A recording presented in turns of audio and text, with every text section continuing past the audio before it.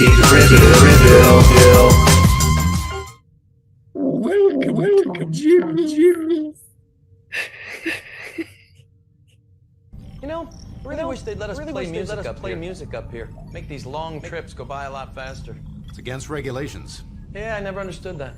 They just don't want us having a dance party when a proximity alert goes off. See, that's a dumb reason. Because we'd already be on our feet, ready for action.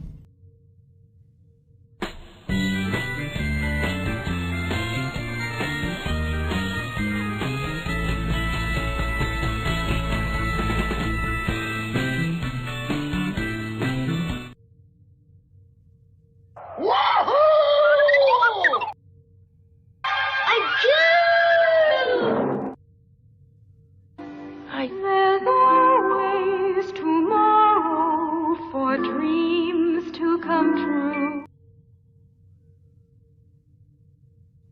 Hello and welcome and Merry Christmas and Happy Holidays to everyone. This is Shore Leave number 67. We're here to welcome you to Christmas Eve, the day before, the night before Christmas.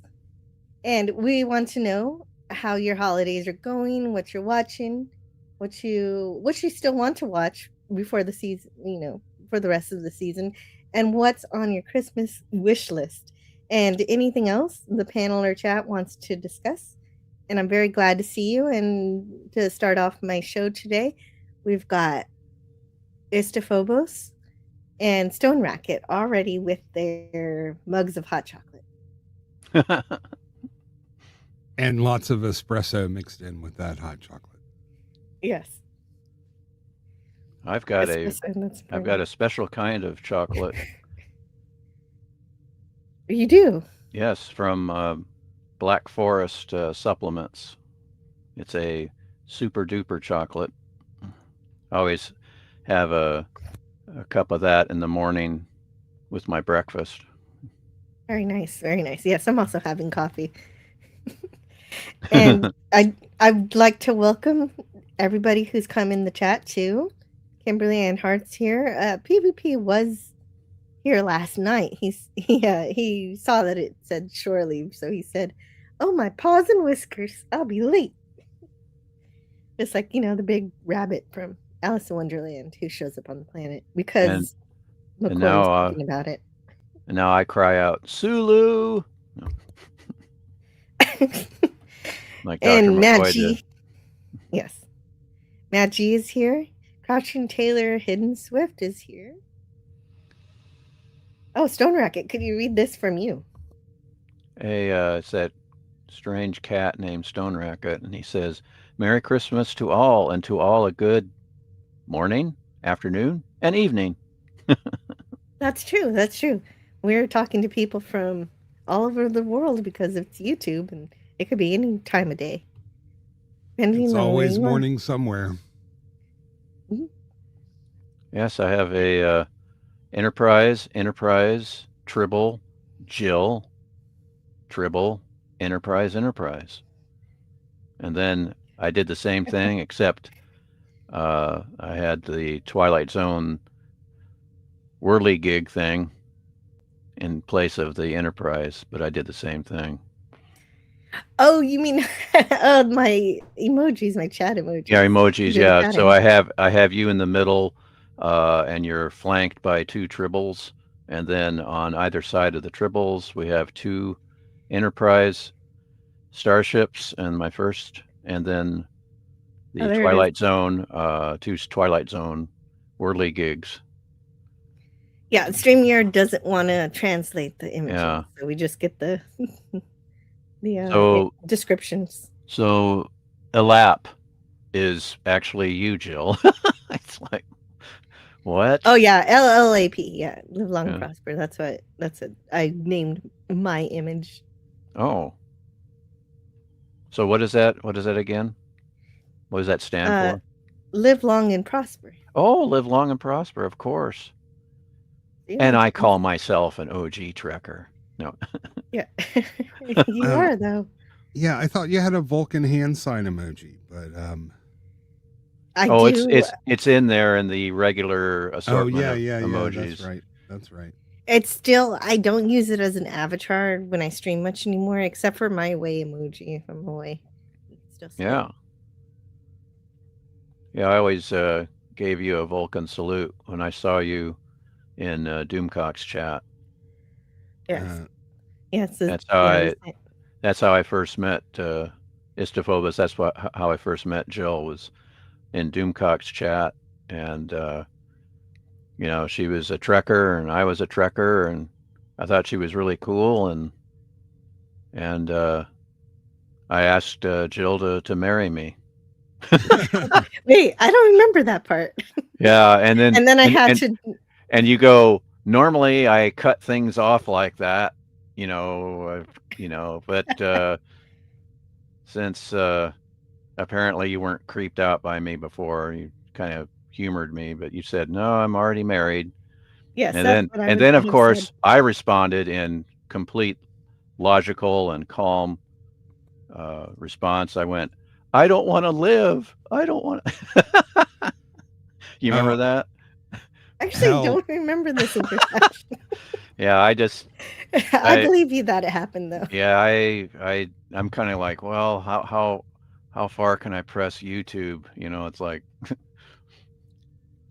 but yeah, I like to exaggerate. That's one of my forms of humor, is to use exaggeration and hyperbole. Yeah, hyperbole is hyperbole is funny. It's like, just kidding. And every time I do something, I always follow it with a laughing cat emoji and a winky emoticon and another laughing cat. And there's people that still don't get it.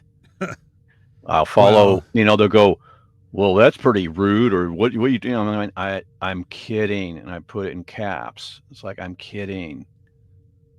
It's like, when I put those emojis, that means I'm just messing around. I'm just being typically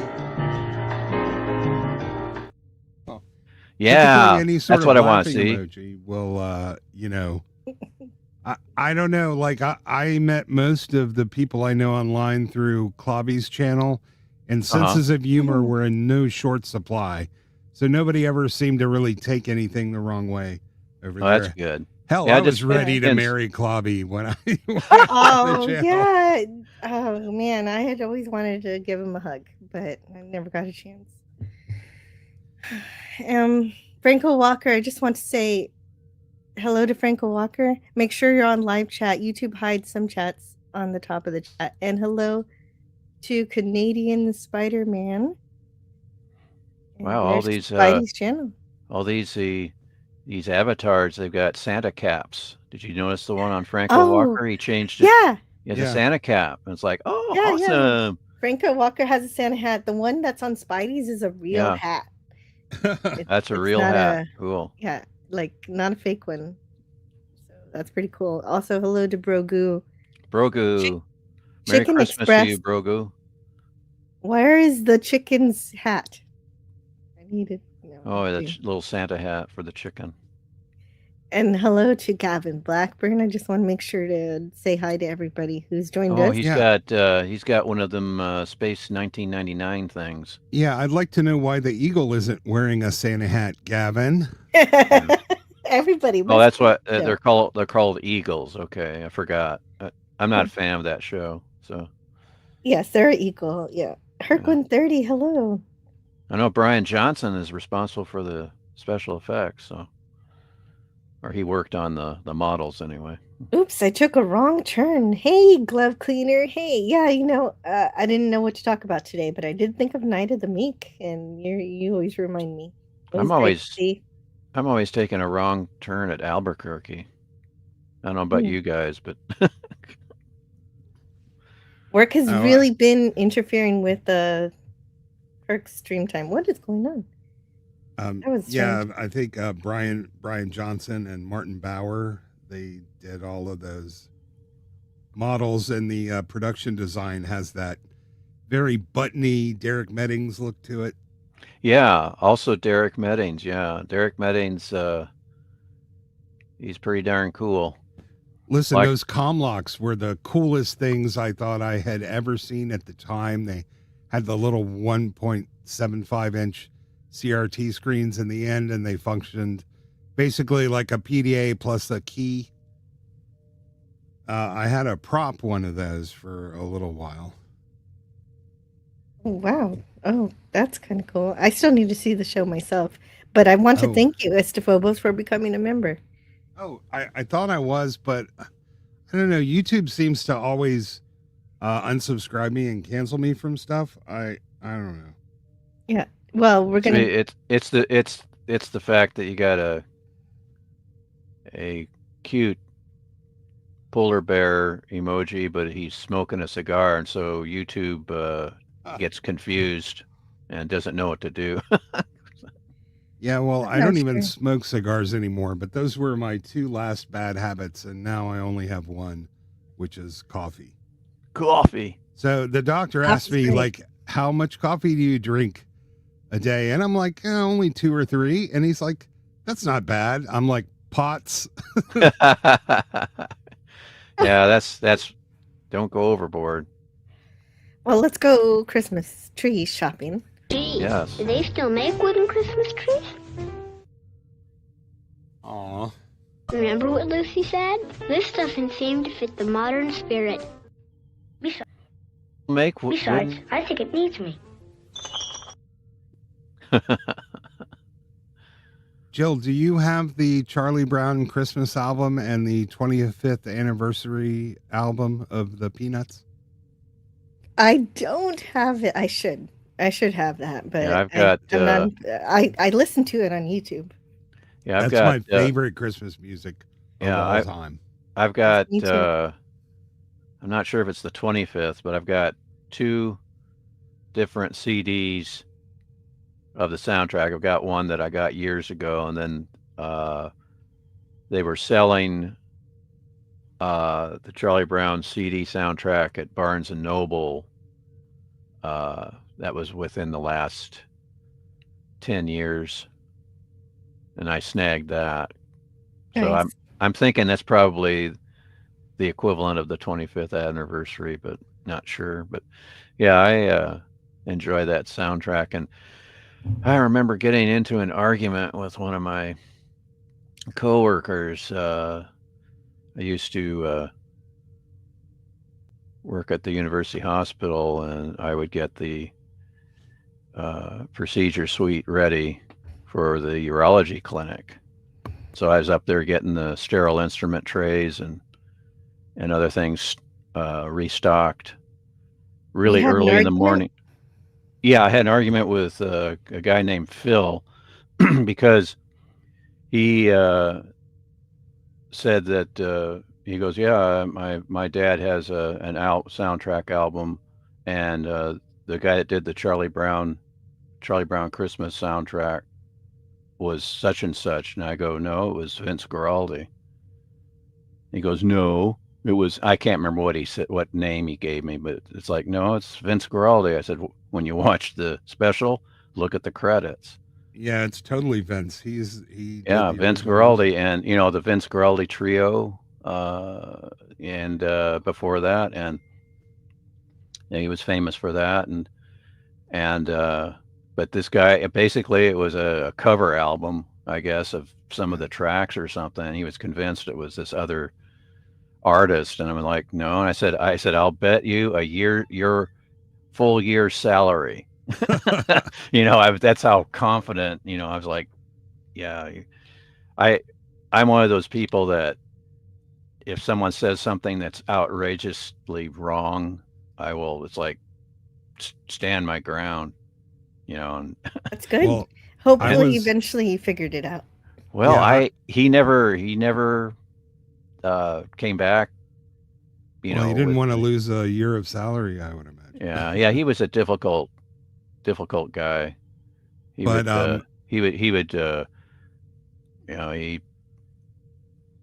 wasn't too enamored of my Christian faith, and he would talk about, well, you can't do that. That's an establishment of religion, and the First Amendment. And I go, yeah. What's the rest of it? Congress shall make no law regarding the establishment of religion or the free exercise thereof. And he always forgot that part.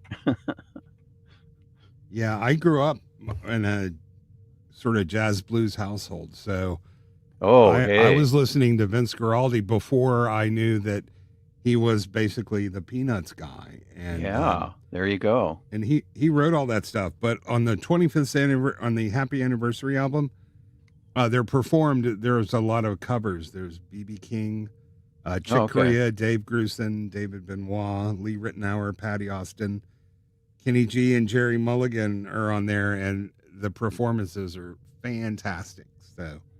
So Nice. it's essentially the original album plus a bunch of extras. Yeah. Well, Cool. it's basically, I mean, I think this was in the 80s, so had some of the finest, jazz and vocalist people around celebrating the 25th anniversary of Charlie Brown, since the people that originally performed a lot of that music were no longer available. Oh. So, but to hear Dave Brubeck do the Charlie Brown theme was cool. Yeah. So, like I said, it's all the greats on there, and if you listen to Vince Guaraldi's other stuff, you can sort of hear the Peanuts in there, but it's a little. I love listening to his music. Charlie Brown, isn't it a great play? Whimsical. That's what I'm going to say. He was a very whimsical jazz musician, and there's a lot of sort of unrestrained happiness that comes out a lot in his music. Yes, I want to make sure we say Merry Christmas to LDG if you're still here. Glad to see you. Merry Christmas, LDG. Free the net. Free the net. He's going to free that net one of these days. Yeah. Jet Sparks. Hey, Merry Christmas to you too. Jet Sparks. Free the net from bots. I need to put a hat on my chicken. Yeah. Yeah, that's a different Brian Johnson TZ61, by the way, but it comes up a lot. I actually had a class. I'd like to see that if you can. What's that? Oh, nothing. Broker says he needs to put a hat on his afro. That's and then somebody who lives by Albuquerque. I live south of Albuquerque, 20 minutes, so it's like Chicken Explorers. Yeah, it's something that Bugs Bunny always he said that in at least 2 or 3 cartoons. Yeah, take a left at Albuquerque. Yeah, it was every time though. Every single time he was lost. I think I took a wrong turn at Albuquerque. Of course, he burrows really fast, doesn't he? Yes, he does. Yeah, we had a restaurant. It was sort of like a little bar burger joint called Left at Albuquerque. I'm going to assume that every major city has one of those. Broku, no, that's very violent. It is kind of funny though. In your argument with Phil, did you stick him with a nice clean? Yeah, Phil was the one that actually prepared the surgery tables and he got the instruments out, and it was fun to watch him prepare all that, because he was very, very meticulous and careful when he opened sterile packages, and he would carefully lay things down on the sterile drapes, and so he was very, very good at his job. But he was a medical professional, and I was just a service employee. But I completely reorganized their supply carts, which were badly needed of reorganizing, and so I became a very good friend of the head of that clinic. I do have to let Brogu know, as somebody who was recently stabbed by a nice clean scalpel, I'm still recovering. That comment really got to me. So you had some surgery recently, huh? No. I had a freak accident where a scalpel went all the way through the back of my heel into the middle of my foot. Oh my goodness, how the hell did Oh that my happen? God. Yeah, I told this on Mr. I don't know if anybody really wants to hear this. And the blade broke off in the middle of my foot too. Oh my goodness. Oh, what? How the heck did that happen? Okay, well, Were you inebriated? No. no, I haven't been inebriated in 26 and a half years, but Okay, good deal. it was the world's most freak accident. I can't even. So basically, I use scalpels instead of X-Acto knives because the blades don't wiggle around as much. So I have a bunch of scalpels all over their house for doing crafts, models. Yeah, I was cutting, going to say you trimming. must do model work. Okay. Yeah. And I was putting some foam lining on one of my sort of printer carts, so the corner didn't like hit me in the thigh every time I walked past the thing. Oh, I had some on there. It came off, so I was putting on some new sticky foam, and I cut it with the scalpel. I left the scalpel on there, and then I went and sat in my chair. And when I heard a thump, I figure, something fell, maybe the scalpel. What I didn't realize that it had bounced 3 feet into the room right underneath my chair where my ADD, I'm usually swinging my legs around. Oh, dear. I kick my right foot back and I feel, at first, it just feels like, that a little sharp sting thing. But the scalpel ended up falling behind my chair on the floor, but sticking out. So when I kicked my heel back, it went right in through my foot, about 4 inches in. Oh my goodness. And then the blade broke off. Oh my goodness. What are the chances? That is. Well, I would say 100%. So you got a bullet and bit down on it, and you did some surgery on your foot yourself, and then you laced it up real good. How did you know?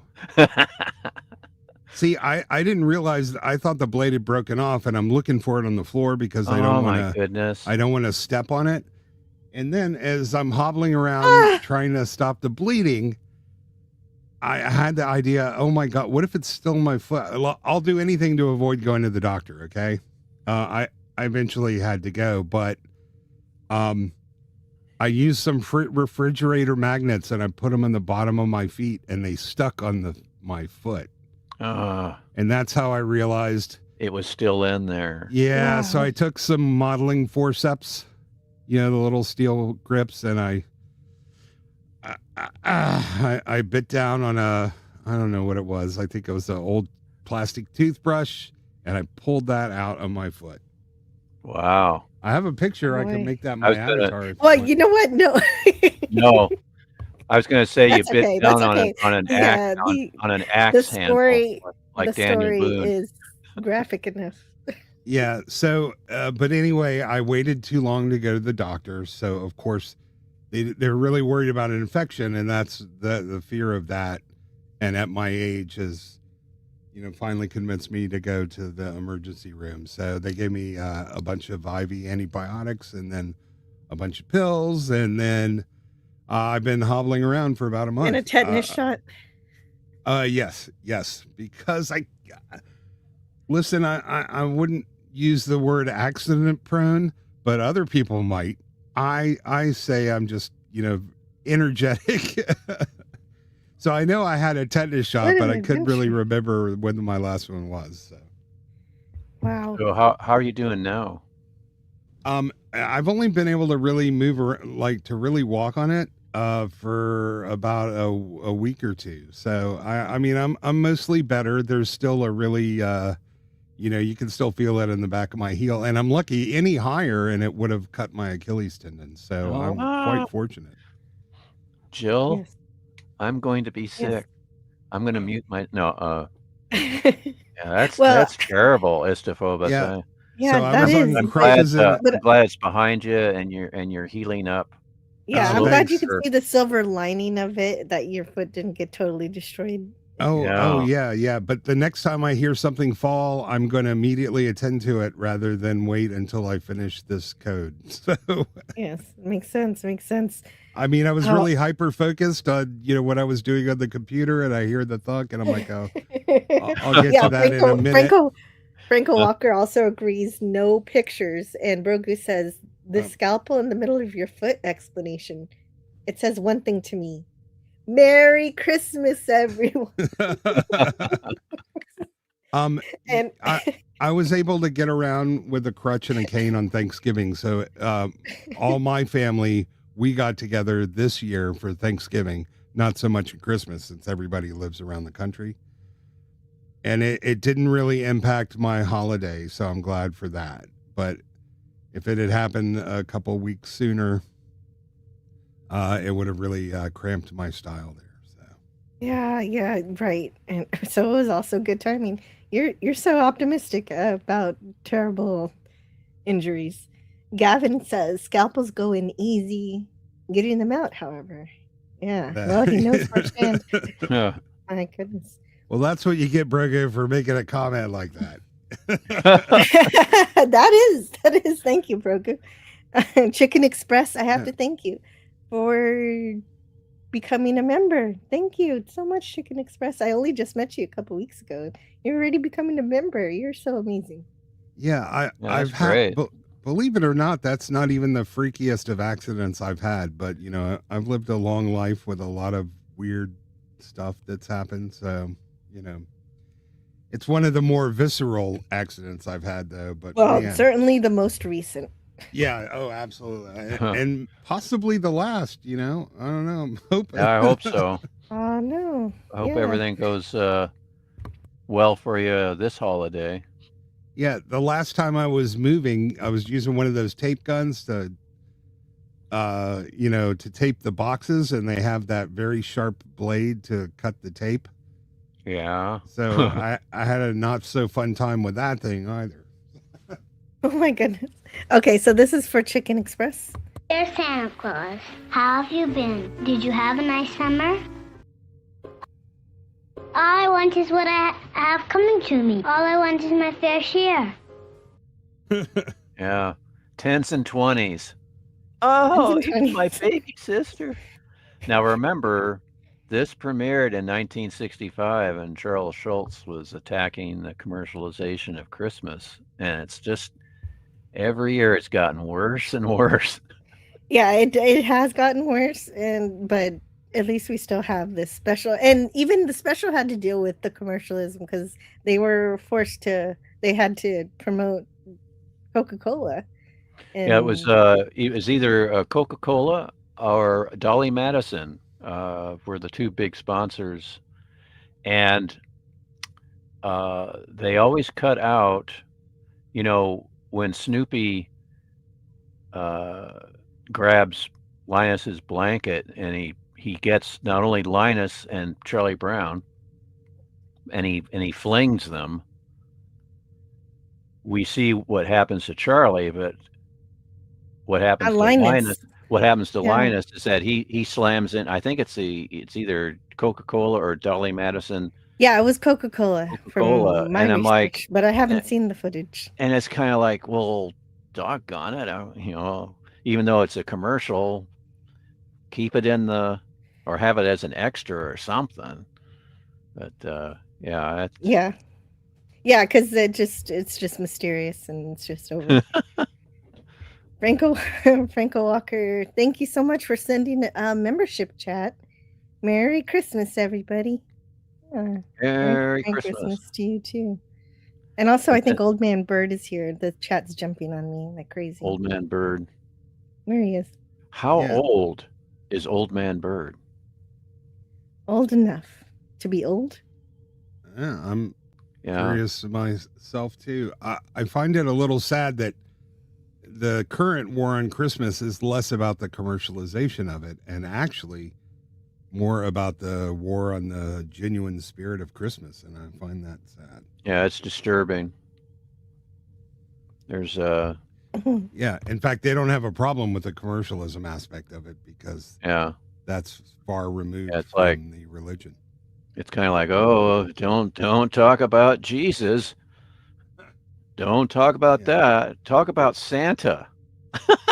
And when you're playing those clips, Jill, it just has a wonderful kind of innocence about it that I miss, and I feel that we've lost, even in our children's cartoons now. Oh, I agree. Yeah. Tiger Stripes. Hello. Hello. Merry Welcome. Christmas, y'all. Can you hear me? Merry Christmas. Merry Christmas. Yeah, we can hear you. Can you hear me? Yes, I can hear everybody just fine. I just wanted to make sure. I'm going to be kind of just sitting here wrapping presents, and so I'll be muted some of the time and I'll chime in. Yeah, no, I hear y'all, and you cannot let those Marxist people, I'm trying to keep my language nice here, bring down your Christmas spirit, you know, but you're allowed to call it out if you feel you need to. Yes. And, but, you know, don't dwell on it because Christmas, you know, it's once a year. Yay. But I hear you very well. I go to Trader Joe's once a year. I really go for Christmas. And every year they make a paper bag, and their paper bag is a thing of beauty. Their paper bags are often very beautiful. They've got good art designers doing the work. And at Christmas time, they're particularly nice because they have Christmas motifs. You know, sometimes they're fancier than others. I went just last week, and this year, one side of the bag is very nice. It's all blue and white with houses and snow and things like that. And then the other side, there's a cutout, and it's, you know, framed in a square, you know, so it's got a frame around it visually. And it's a can of corn. It says Trader Joe's on the top, and it says corn. And I'm like, okay, this is some Marxist BS to make us feel like the way we feel about Christmas is wrong. You know, to kind of throw us off, to say, well, you know, you realize that these feelings are corny. You realize that, you know, you're just falling for stuff in a can. And I haven't yet reached out to them as a company or, you know, but I'm really tempted to. So I've said my piece, and now I can move on to the joy that this season brings me. Yeah, I am a supporter of Festivus too. For those Seinfeld fans out there, just letting you know. What part of Festivus do you enjoy the most? In my family, it is definitely the airing of the grievances. The grievances. I think for every family, it's the grievances. Yeah, but I do keep a pole next to the tree, so. Wow, that's hardcore. Wow, you really do celebrate it. I have not met anybody who really celebrates that. That's Festivus really... for the rest of us. For behold, I bring you tidings of great joy. Ooh, I hear echo. Yeah. Uh-oh, echoes. That's because he's Let's in try the again. auditorium. Fear not. For behold, I bring you tidings of great joy. That's right. It's the auditorium sound. Okay. Sorry about that. Yeah, there you go. Yeah. No. It was me. It was my fault. In my age, feats of strength is pretty much covered by going out and checking the mail. So. Yeah, I'm tomorrow evening. I'll be going over to my brother-in-law's and my sister's place, and they always have this Christmas Eve routine. They have these little ornaments. Gotta be right back, guys. If you can help me out, I will be back shortly. Thank you so much. Fort. Sure. Well, I can personally aver that Old Man Bird, Gene Bird, ain't that old. I didn't even realize Trader Joe's had begun its own war on Christmas. That's sad to hear. I was quite shocked to see it because usually they trade on that at Christmas time. And again, that's kind of got to be a corporate decision on a corporate level. These are paper bags that I'm sure go out to every store. And like I said, I don't want to dwell on it, but I'm very tempted because, we kind of keep them. We keep them around. Where can you get a paper bag anymore, right? Nowhere. So, I've got a selection from the other years, and they're all very straight up, just Christmassy and cheerful and no commentary. So, and I'm sure that, if one was to say something to them, they go, "Oh, that's all in your mind. I'm like, no, it's not in my mind. It's not me. It's you, Trader Joe's." But yeah, I have to stop now. I haven't been there lately, but they used to really lean into Christmas. They would have several things that were like Christmas specials, like their truffles and. Oh yeah, absolutely. And it's still the best place I found to get good English crumpets anywhere in the U.S. So. Yeah, that's true. You really can't get them anywhere else. You have to special order them on Amazon, otherwise. Yeah. And that's always buying food on Amazon's always a little dubious. Yes, it's a very dodgy thing. I am just having to send something back now that did not arrive exactly in the condition I was hoping for. So it's like buying food at Dollar Tree or the late lamented Big Lots. Although I've been told the Big Lots still exist in some states. I'm very jealous because I miss it terribly. I think there's still a few around in Atlanta, but I haven't really noticed them like I used to. They used to be everywhere.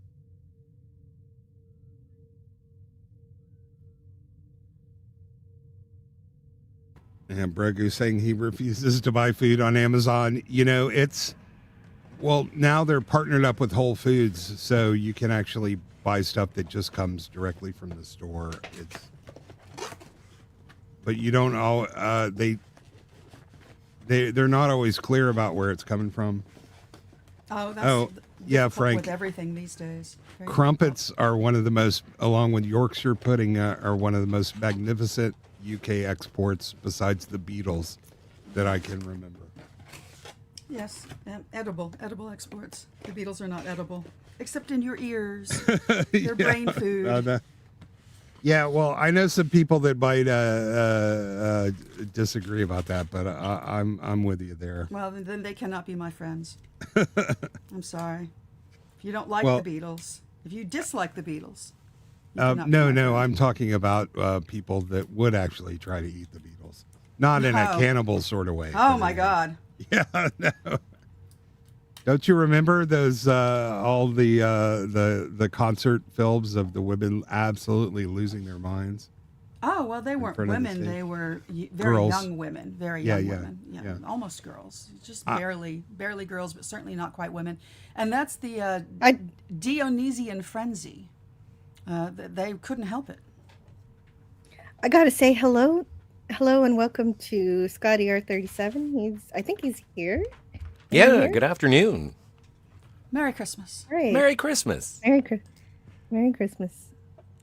And Not Z3PO says Happy Festivus to and Franco Walker.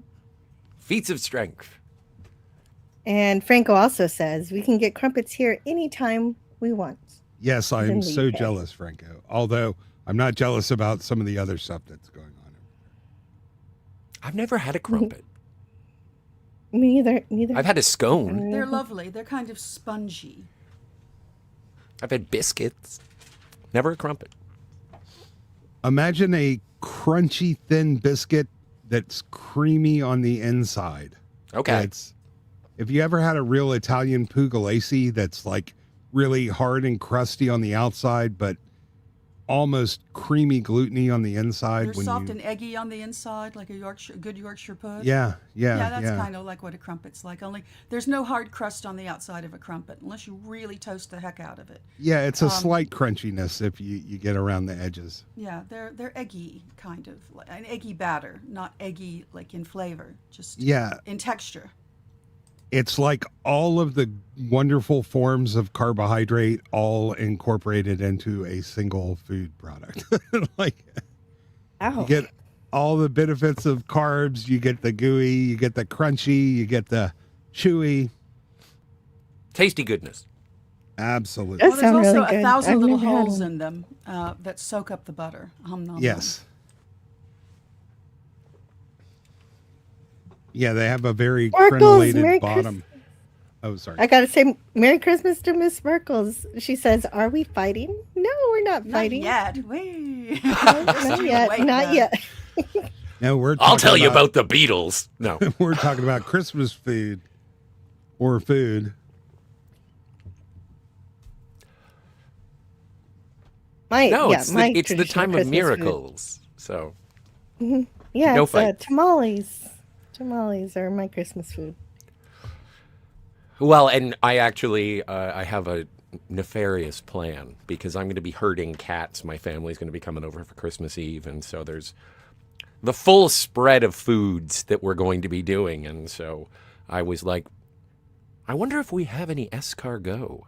I want to feed some children some snails. So we're going to see how that goes. Why would you do that? Do you even? Because they're tasty. Like I think, I love Oh, escargot. you like them. I think it's delicious, man. but I You was only duped like them into because it. they're braised in garlic and butter. That's Yeah. true. Tastes good. Braised in garlic and butter. Even snails. But that's how I was introduced to it because my parents made escargot when I was a very, very young person. And then I was like, this is fancy really, parents. really good. And then they said, do you know what escargot is? And I was like, French? And they laughed. They're like, it's snails. And I was like, these are snails? Delicious. Wow. I have not had crumpets or snails. I've had snails at least once. Some fancy French restaurant somewhere, I think. It's like tricking kids into trying calamari. Just say it's like an onion ring. Trust me. Yeah, exactly. Totally. But I know what you're saying, Broku. A thin biscuit that's crispy on the inside. Is that what you said? It's creepy Sounds on like the a date I inside. had. It's like Crepey. it's like It's breaking kinda into a dungeon crepey- in crepey Zelda. on the inside. Like a crepe. Oh, crepey. Well, I'm Oh. just guessing, and maybe he means creepy. Crepe. It You know what? can be a Crepey li- would have worked better. It's crepey and creamy though. If you cook them right, they definitely have a gooiness on the inside and a sort of a harder, a slightly crunchy outside, not Like a like a hard popover. crust like a pugliese. But yeah, it's fun. It's fun this time of year where people are just rolling out all the good stuff, and it's like, oh wow, I've never seen so many shrimp rings. Oh yeah, no shrimp rings. Those are fun. I like those. Yes, but again, it's kind of the same thing with the escargot. It's like the reason that I eat the shrimp voraciously is just because I love seafood sauce. It's just shrimp is a vessel for me to be able to ingest seafood sauce. It's true. Maddie's daddy is here. Calamari are much better than French fries. Gosh, I love some good calamari too, as long as they don't overcook it. I don't like it if it's rubbery. Yeah, I pretty much don't like anything overcooked. Like the way my grandma used to insist her chicken be done, it looked like it came from a nuclear reactor core. But it's There was- so strange in terms of like older people, they're so afraid of salmonella. And it's like, I understand that when you grew up, everything had to be cooked absolutely thoroughly to a crispy char just so you wouldn't die from the food that you had. But refrigeration and preservatives have gotten a lot better. So yeah, you can have like a pork loin at medium or medium well. It doesn't have to be completely just rubbery. And we've got to say Merry Christmas too. Nim nim nim nim nim. Num num num num num num num num num num num num num. So I've been playing a lot of the Charlie Brown Christmas special clips because I like the clips from the last live stream I had. But what is your guys' favorite Christmas specials? It could be from TV show or an actual Christmas special. You know, like you want a television special? I like from Twilight Zone, movie. Night of the Meek. Oh, okay. Or yeah, movies too. Sure, why not? We can go movies. But I was going for TV, but whatever. Oh, favorite TV special? Like, it does always bring a tear to my eye when I watch that Charlie Brown Christmas. And I love Linus. Like, I think Linus is awesome. I think Schroeder is great. He's so cute. I'm pretty sure Lucy inspired a lot of my childhood crushes. So. I mostly... He never got his picture on bubblegum cards, did he? We focus on the music around here, but the Rankin and Bass specials will always be near and dear to my heart. But well, which one in particular? I mean, I do love Rudolph, but the rest of the...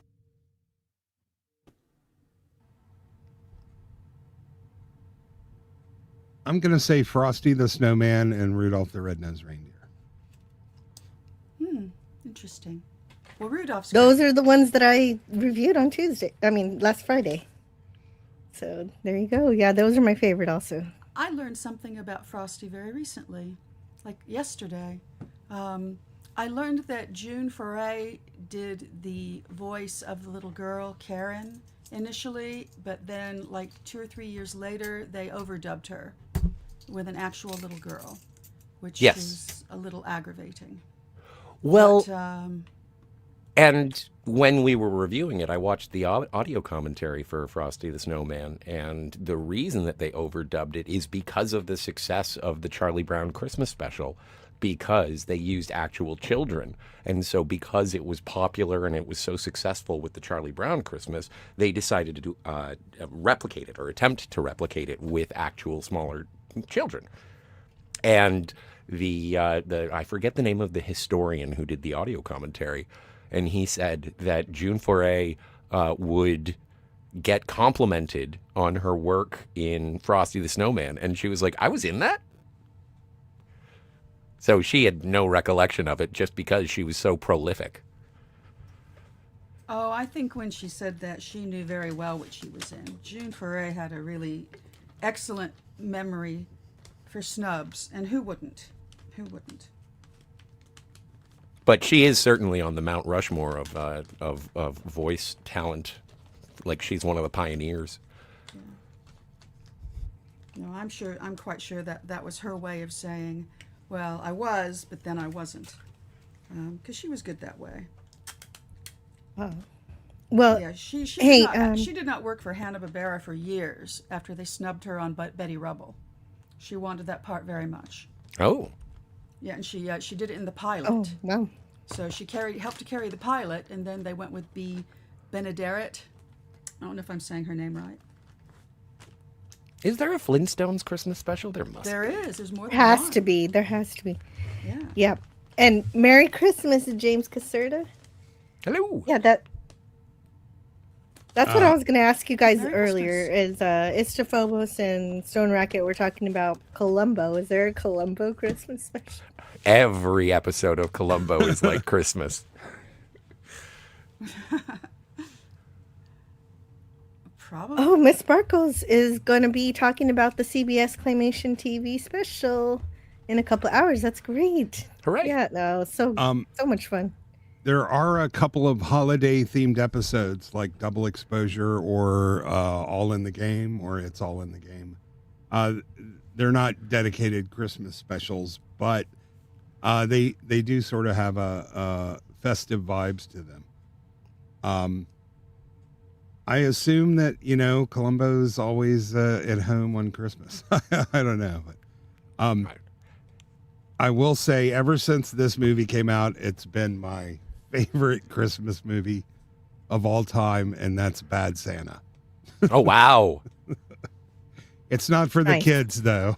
No, it's not. Not every Christmas movie is for kids, and that's okay. I And loved- Nim says, can you boost Tiger Stripe's audio? It's very faint. Only Tiger Stripes can, because I boosted her already as much as I can on my end. I will lean into the mic. See, I'm wrapping presents, so I'm leaning in and leaning away, and that's the thing. That could be it. I was a big fan of the Monkees Christmas special. Oh wow! They did a Christmas special for their show, and that was great. I think Stan Freberg was in that one, and Butch Patrick, and no, that's the Halloween special. I was about to say Paul Lynde, but no, that was a Halloween special. God, that thing's on fire though. If you've never seen it, but it's not Christmas. I have to think some more. I really want to. I still haven't seen it, but I really want to see Head, the Monkees movie. It's okay. It's sad. Yeah, I find it sad, but it's worth seeing as part of their oeuvre. Their oeuvre. Hey, Naladoc is here. Right on the tip of my tongue. Christmas. Oh, if you've never seen the original Waltons movie, made-for-TV movie, which was the first Waltons ever, which is called The Homecoming, the original one from back in the 70s, it is excellent. It is so good.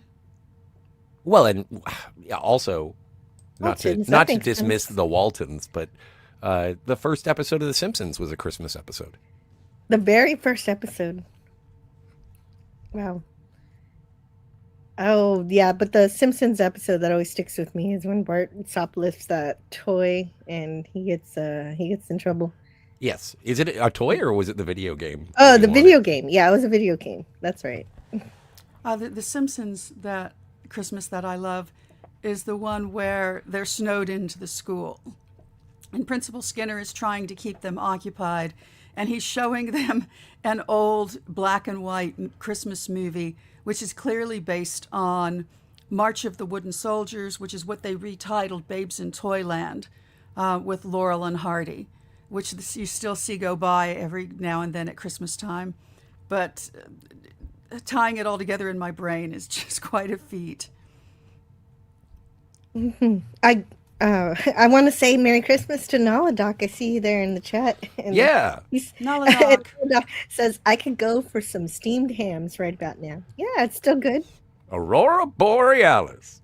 At this time of year, at this time of day, isolated specifically in your kitchen? May I see it? And, oh, wow. And Brogu says, I love the Rankin and Bass specials. I really like the Miser Brothers Christmas. One brother is extremely cold, the other is extremely hot. I love the song they sing. I love the songs in Rankin Bass, definitely. That was on Me Tunes on Sunday, so just day before yesterday. And I had never seen it before. I only saw a bit of it, but it was interesting to see it go by. And just for movies, and I know it's off the beaten path. Hey, Jim, have you ever seen the movie Serendipity with John Cusack and Kate Beckinsale? No, but Merry Christmas to Jim. I have not seen Serendipity. Serendipity begins and ends at Christmas time. Everything in the middle, not Christmassy at all. But the beginning is Christmas and the end is Christmas. And I love that movie. It is, and I don't mean to be, but I'm going to be. It is a rom-com for dudes because it is such a mystery. It is such a detective work because the whole conceit of the film is that Kate Beckinsale and John Cusack meet, but they don't exchange information. And so they have to discover one another again later on in life. But they are always thinking about that one magical Christmas time where they met, hit it off. And then Kate Beckinsale is a big fan of fate. And so through the process of their interaction, phone numbers are lost. And so they're pining after this person, each other, for years and years and years. And then they finally they reconnect at the very end. And it is beautiful. It is so touching. And it perfectly conveys longing, and when that longing is paid off, it just Niagara Falls. I think my mom really loves this movie. She's told me about it. Naladoc says Rom-Com for Dudes is a really good album title. It's not a bad movie. It's a cute movie. It's, I think I saw it. It came out around the early 2000s, and I used to be a huge fan of both of those actors, so it's not my normal fare, but date movie and all. So yeah. But I saw it in theaters, and I think I've bought it on DVD like 3 times because of the rotation of like, do I really want this movie? And then when I'll sell it and exchange it for something else, and then I'm like, no, I really want that movie.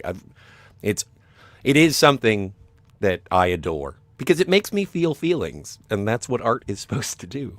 Yeah, it's definitely what you want in Christmas. More feelings. Another thing it makes me feel is that I know it's an older movie, but I'm thinking, 5-10 years. That movie's 25 years old. Yeah, man. Like, I feel like it's not new, but it seems more recent than that. But that's my normal experience with most of when we do older things. They turn out to be much older than it feels because as you get old.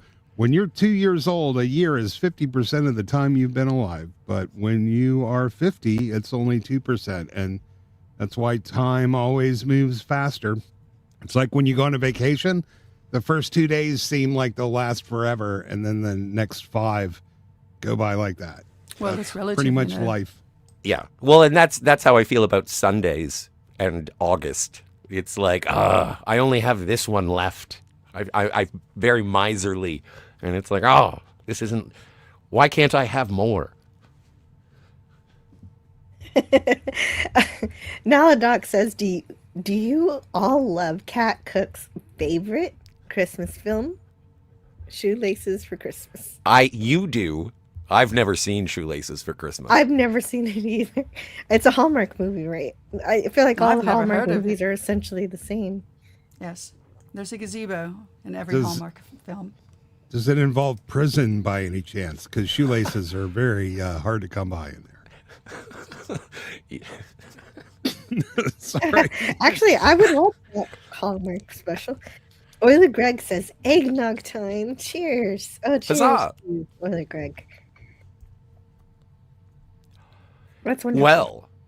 Well, so last night it was a magical evening with giant snowflakes. I'm reminded because of your background, Jill. There were like giant fluffy pillows falling from the sky. And so I woke up this morning and I was like, I'm going to have to shovel. But before I got to shovel, I got a box. And so I want to hold off until after Jet Sparks jumps in so that I can show off what came in my box. Pardon me, phrasing. Yeah, welcome. Merry Christmas, Jet Sparks. And your keyboard. Merry Christmas. Merry Christmas. Great to see you. Joe, when we were backstage, I heard the clunking of a good, solid mechanical keyboard there. Am I wrong? You're not wrong. I got a good, solid mechanical ergonomic keyboard. You can't hear the ergonomic part. No, but I could definitely hear those switches. Yeah, I love a good, loud, clicky keyboard like the old IBM 8088s. IG88? No, just a IBM 8088. Oh, my mistake. I don't have one that cool. Those were the Model F and the Model M keyboards. They were made of such high density plastic, they felt like they were made of metal.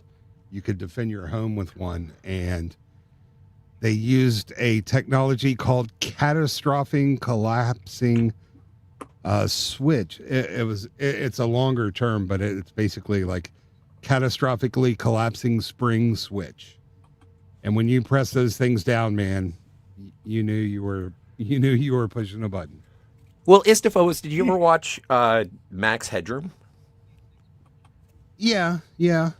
Because it's sort of cyberpunky, I remember that the kid hacker Bryce had like almost like a manual typewriter keyboard for his computer keyboard, and I always thought that was so cool. Like chunky keyboards are awesome. Yeah. I would not feel good if it was a keyboard that wouldn't click when I type it. Right. I gotta say welcome to William Shakespeare and Merry Christmas. Yes. And there was one more thing in the chat. Orla Greg says, I have never shoveled snow in my life. Same here. Good for you. Never. But I think I shoveled snow a couple weeks ago. Well, hey, everybody has the pleasure of mowing lawns. That's the good part. Yes, I have mowed lawns. So, I was not expecting this, but a parcel showed up on my doorstep, and I know it's not Christmas, so it's early, but it is something. I opened it, and again, speaking of my heart swelling and feeling feelings, I got something absolutely fantastic that I've wanted for a long time from a very good friend of mine. But it's only for people 4 and up. But it is now. Wow. Is that the one you wanted all along? It is. You know what? I'm going to say yes. Because to look a gift horse in the mouth would be rude for the thoughtfulness of this gift. It's not the big hot toy or anything. Yeah, it's not the one I would have to sell my car to get. But it does have 2 heads, smirky, thumbs up, peace sign. It's got the emotion of She-Hulk, and it is, comics accurate because she was a member of the Fantastic Four. And I do adore Jennifer Walters in all of her interpretations. And so this is fantastic. And I am so grateful and overjoyed that, and I'm sure everyone else in the audience is as well, because now I can stop begging for a She-Hulk. I finally got the thing. That looks very John Byrne-esque, which is, and that's my favorite She-Hulk is the John Byrne. Yeah. I do like Tatiana Maslany, but got to go back to the roots. By the way, Jill, and Scott, I had to look this up because I do not have it memorized. But it is called the Catastrophic Capacitive Buckling Spring Actuator Switch Mechanism. That is the official name, or catastrophically buckling compression column switch and actuator. I'm like, okay. That's my keyboard. Naladoc says catastrophically collapsing switch is also a great name for a song. That's a band. Yeah, we've had a couple of... That's a band in the 90s. Yeah, they're opening for Rom-Com for Dudes next week at the Roxy. Oh, man. Who's playing tonight? Rom-Com for Dudes, Catastrophic Keyboard, and the Shitty Beatles. The Shitty Beatles, are they any good? No, they suck. Oh, good. So it's not just a clever name. They're like the Beatles. They cover Beatles albums, but they suck. Yes. What's going on? All right. So I'd asked Stone Racket about his favorite Christmas specials, but he's not here. So I guess we're done with that round. Well, Jill, remember the WKRP Christmas special when it's like Venus and then Jennifer comes in and they have a little, they not like romance, but they just have a friendly interaction. I really like the WKRP Christmas episode. Are you talking about the one where everybody gets her Christmas tree? No, not that one. That's a good one, though. That's great. Well, we have to keep it open, though. We have to keep the TV thing open just in case we think of something. Of course. It's always open. I'm typing on an old Apple extended KB with an orange ALPS switch. It says not Z3PO. Oh, and Jet Sparks has to go. Okay. Merry Christmas, Jet Sparks. I didn't know you had to go. I'm glad that you're here. He got signed up for something.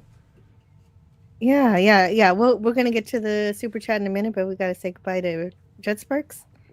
Thank you for dropping in and dropping out. He really had to go. Okay, bye. There he goes. I just realized something when he mentioned the Shitty Beatles, but read the super chat first. Yeah. William Shake Spielberg for $5. Thank you so much. That is so sweet. Merry Christmas. Guten Morgen, everyone. I've been up working on year-end tasks for the past 10 hours straight. Whew, what a morning. Gonna listen and go pass out. Oh, sleep well as you thank you for listening to us as you head for a nap, and I hope you have a nice pass down. Says Franco Walker. Exactly. Gosh, that's really great. I got to play a video for William Shakespeare Spielberg too, but I'm just playing. I'm just playing these Christmas clips. Oh yeah, let's do Santa's Burn. We are Santa's elves. Well, it needs work. I have to go. Those are so charming. Tiger, are you? They make these little Scotch tape things that fit around your finger, and you pull out individual tape strips. That's insanity. Insanity, I tell you. They look like, no, man, they changed my present wrapping game. Like it changed my life forever that you could just. No. I haven't even ever heard of those. That's It looks like a little communicator. They're shaped like an old. Are they double-sided? Are they double-sided tape? The tape? No, they're. Okay, thank God. At least there's that. Yeah, but it just, one time I had so much stuff to wrap and I was just losing it. And my friend brought one of those things over, man. And I'll tell you, it really did. It changed my life for that moment. I'm like, I love these things. And you can buy little refills for them so you don't have to keep buying the little cartridge. I can't even imagine what on earth that is like to have a tape dispenser on the end of your finger. It's madness. No, I'm crazy enough as it is because I actually reuse paper. So I'm kind of going through and picking up pieces of paper and gauging if they're going to fit the box. And then they always come just close and I have to go find another one. It's just, I'm crazy enough as it is with wrapping. So I saw this Beatles cover band a couple of years ago at one of our neighborhood festivals. Oh, and I will say, I think the Shitty Beatles actually was a band of the era. No, the Shitty Beatles is a punchline from Wayne's World. I understand what you're saying, but there was also a band called the Shitty Beatles. Huh? I believe. Anyway, what about? Well, I noticed there's this proliferation of cover bands. I can go see like a phenomenally freaky, accurate rendition of the Doobie Brothers, of the Beatles, of even U2. And I thought about it. And it's like back in the day, we didn't have cover bands. We didn't need them because we had real music. And it's such a statement on the sad state of music today that they need cover bands to go out and actually play the old songs that people still love. And here now to change the mood, because I don't want to be sad. And that is a true statement, though. I saw the Ruttles. I saw them perform once. And then I just kind of saw them after, airing of the film. I think at the Egyptian, maybe, So, the first, they had two back-to-back shows. The first one they actually performed, and man, it just gutted me that I couldn't actually be there for that. But I saw Neil Innes perform, and he was performing with a Beatles look-alike band. So you can imagine what a blast that was. I think it was at the Troubadour. And it was probably the Fab Four, I think, because they're out of L.A., who, and by the way, do remarkable Christmas albums. If you want some Christmas music as if performed by the Beatles, you can get the Fab Four, and they're all great. Wow, they sound like fun. Yeah. Didn't the Ruttles, they did a movie, All You Need Is Cash. Yes, of course. All you need, of course. All you need is cash. I used to be cash. I used to be friends with a award-winning Elvis. Oh, they don't like saying Elvis interpreter. What's the Elvis tribute? Is probably the one they don't like. Yeah, they don't like that. Elvis tribute artist they prefer, but he was, and like as a cover band, it was wild to watch.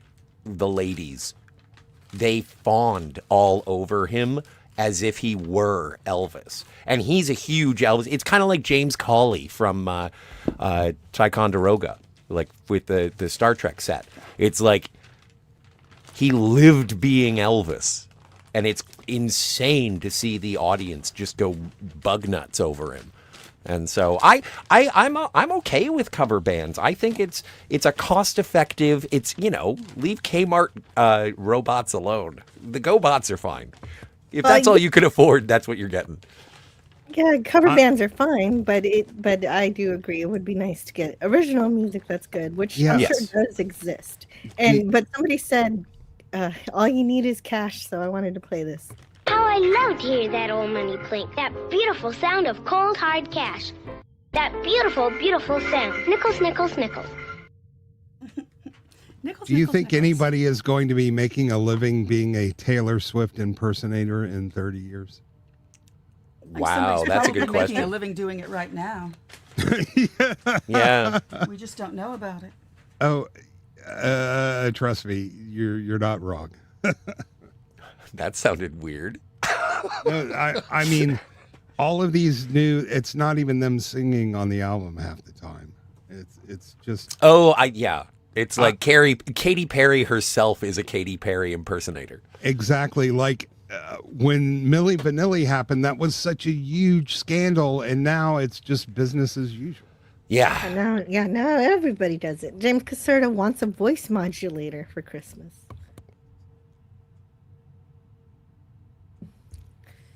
And yeah, I guess so. Gosh. Yeah, and auto-tune is bad enough, but if they're not even singing their own music at all, what's the point? I guess nickels. Taylor Swift is impersonating Taylor Swift. Yep.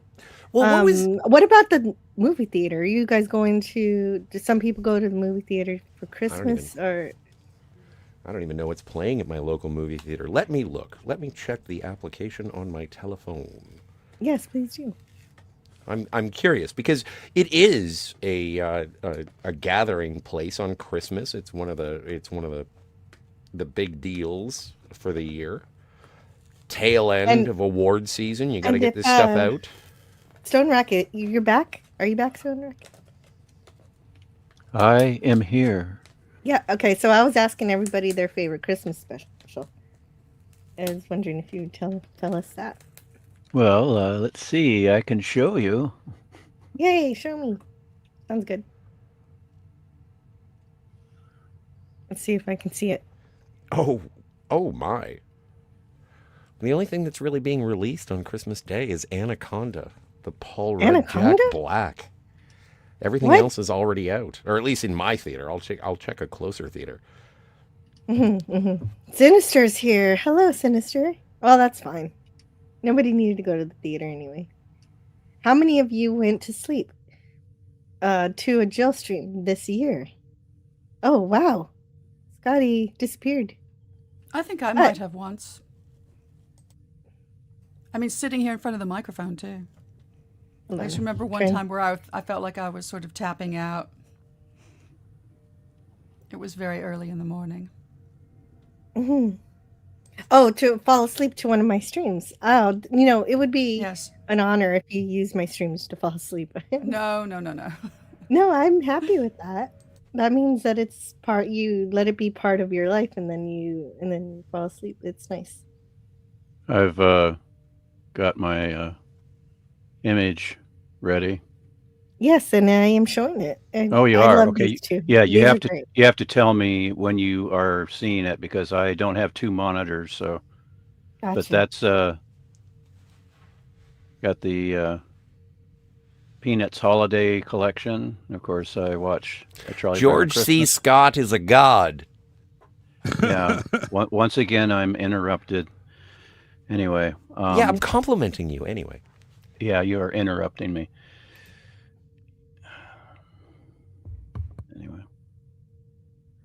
Anyway, that's my three favorite specials. I like to watch them every Christmas Eve. Oh, so hold on. Okay, so your Peanuts Holiday Special doesn't have the second Christmas special because there's a second Charlie Brown Christmas that they made in the 2000s.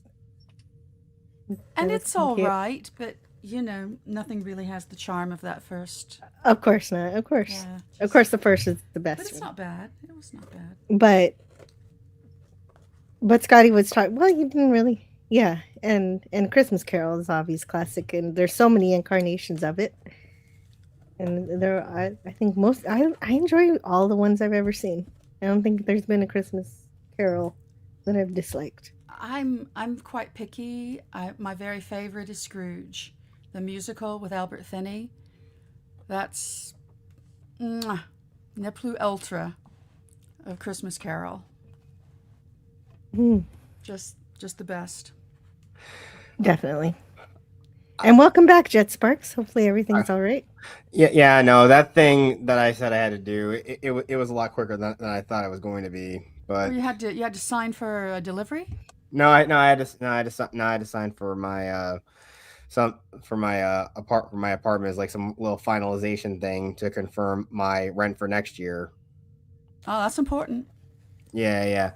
But on the subject of of things to watch on Christmas, I think just yesterday, I mean, I couldn't find anything official, but I found how the Grinch Stole Christmas with Boris Karloff, the original Chuck Jones animated special.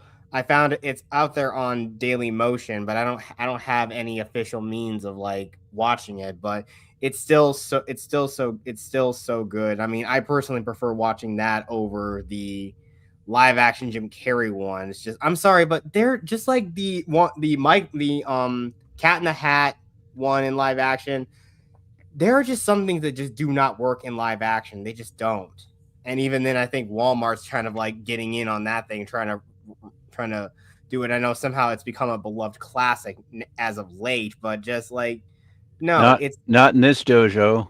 I refuse to watch either one of them. I actually don't hate that. I actually don't hate the Jim Carrey version because I was a kid when it came out, so it's actually something I love. Yeah, but obviously, it's not as good as the original animated classic, and it was among the DVDs that Sun Record just showed us too. Yeah, Jet Sparks, don't you have the 4K of How the Grinch Stole Christmas? No, I don't, and I wish I did. But I just had it on screen. Yeah, I know. I saw that. But that's just the whole thing. I mean, it is so beloved to me. I mean, but even as a kid, I just did not. I wouldn't even bother. I couldn't even look at that. I couldn't even want to look at it. It just looks so weird to me. What?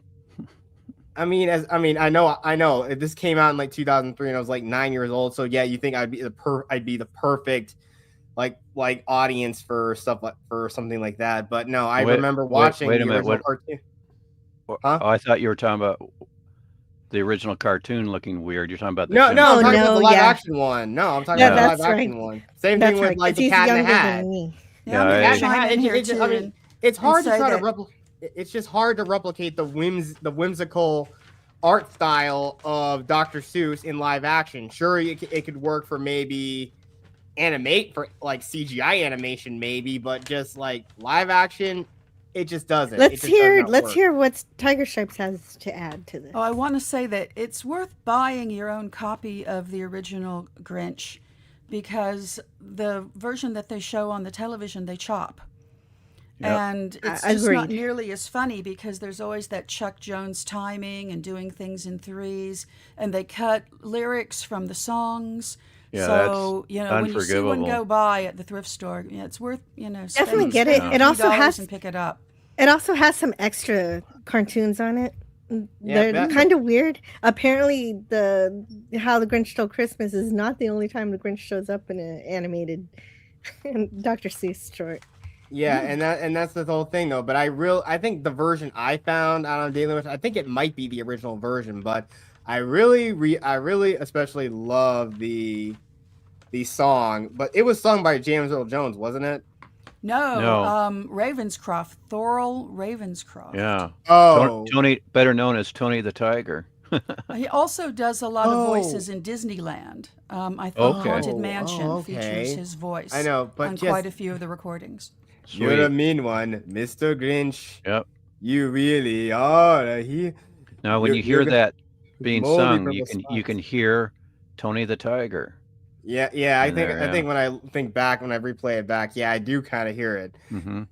If there's a choice I could make between the two of you, I choose the seasick crocodile.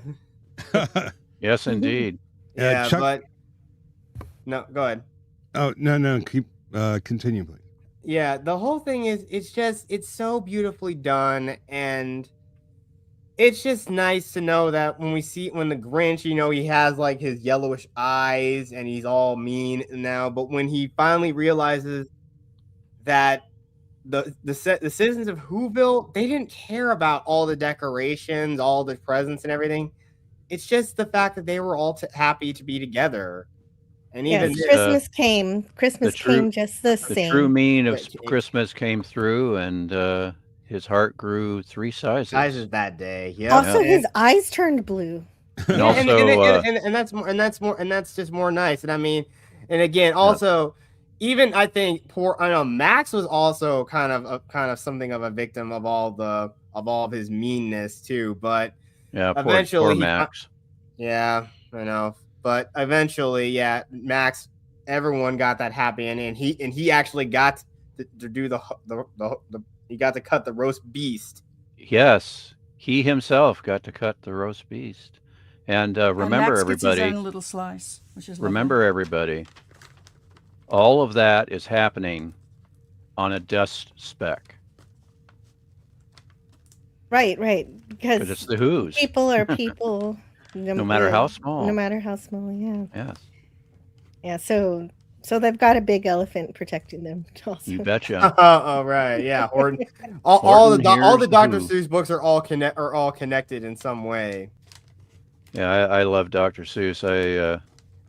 Again, that man. I mean, those books were some of the first books I ever read as a kid. Yeah, same here. Yeah, and my teachers in grade school frowned upon Dr. Seuss. They almost looked at him as a communist. Oh, why? Yeah. What the heck? I've said this before on a previous live stream of yours, but they. I know, but I was, every time. I'm in first grade, and they expect me to read these Dick and Jane books with expression, and I found them boring. Those are boring. In fact, I told Miss Bowman. Very, very sexist. I'm sorry, what? They're also very sexist. Yeah, they're the Dick and Jane books. Well, they're of their time, but Miss Bowman, I would tell her, I go, these books are stupid, and she didn't like hearing that. But no teacher's gonna like that. Right, yeah. You're defying her authority. I learned to read with the Sunday comics and Dr. Seuss. And I want to say Merry Christmas to Dalek 451. Merry Christmas, Dalek 451.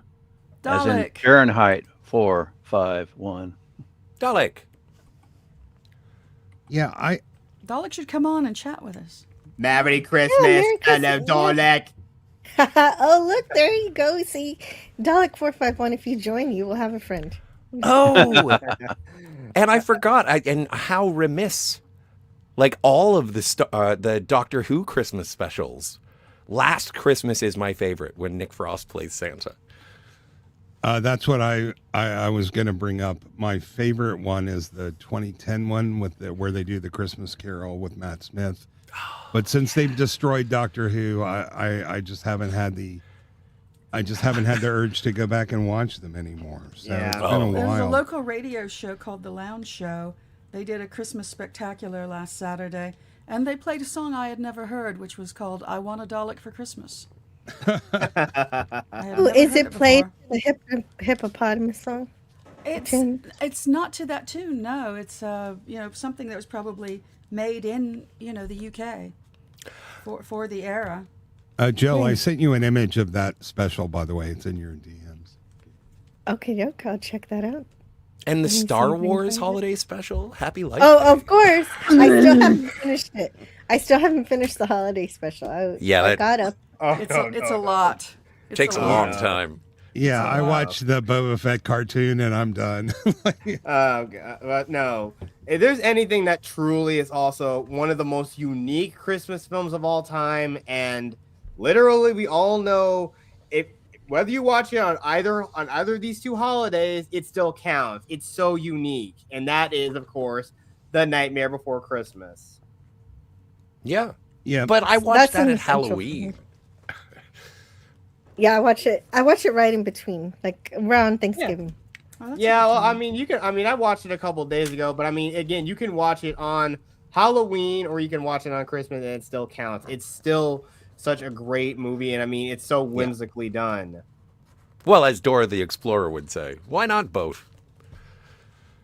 It's not Dora for the last time. That was like some little girl from a commercial about hard taco shells or For soft the taco last shells. time. For the last time, Scott. The last Stop time. messing That's this not up. Dora. Yeah, Dora the Explorer. Yeah, there are a couple old ones from my childhood. The Great Rupert from the 1950s has an incredible amount of Christmas charm. And there was the Mr. Magoo's Christmas Carol special. That Interestingly, I I believe that was one of the very first animated TV specials ever made. Yeah, I was about 5 or 6 or 62, something. I think. Yeah, so I would have been around that age. And but there's also, I think from the 40s, there's Remember the Night. Those are just some real old school charm movies if you want to check them out. Thin Man is a Christmas movie. It takes place at Christmas time. Oh, wow. Great pull. I love The Thin Man. It's good. Nick and Never Nora. seen the Mr. Magoo Christmas special. Well, neither is Mr. Magoo. Surprisingly poignant. Yes. Kid, not the Santa Claus. Merry Christmas to Jeff, Low Specs Linux Gamer. He's been doing a lot of games. He's been playing some games. Check him out. He's a lot of fun. Very chill. Obviously, Jill's happy. She's turned 40. Yeah, I am. I'm okay with it. Brogu says, I like Silent Night, Deadly Night. Oh, and to that I will simply say, Garbage Day! Ouch.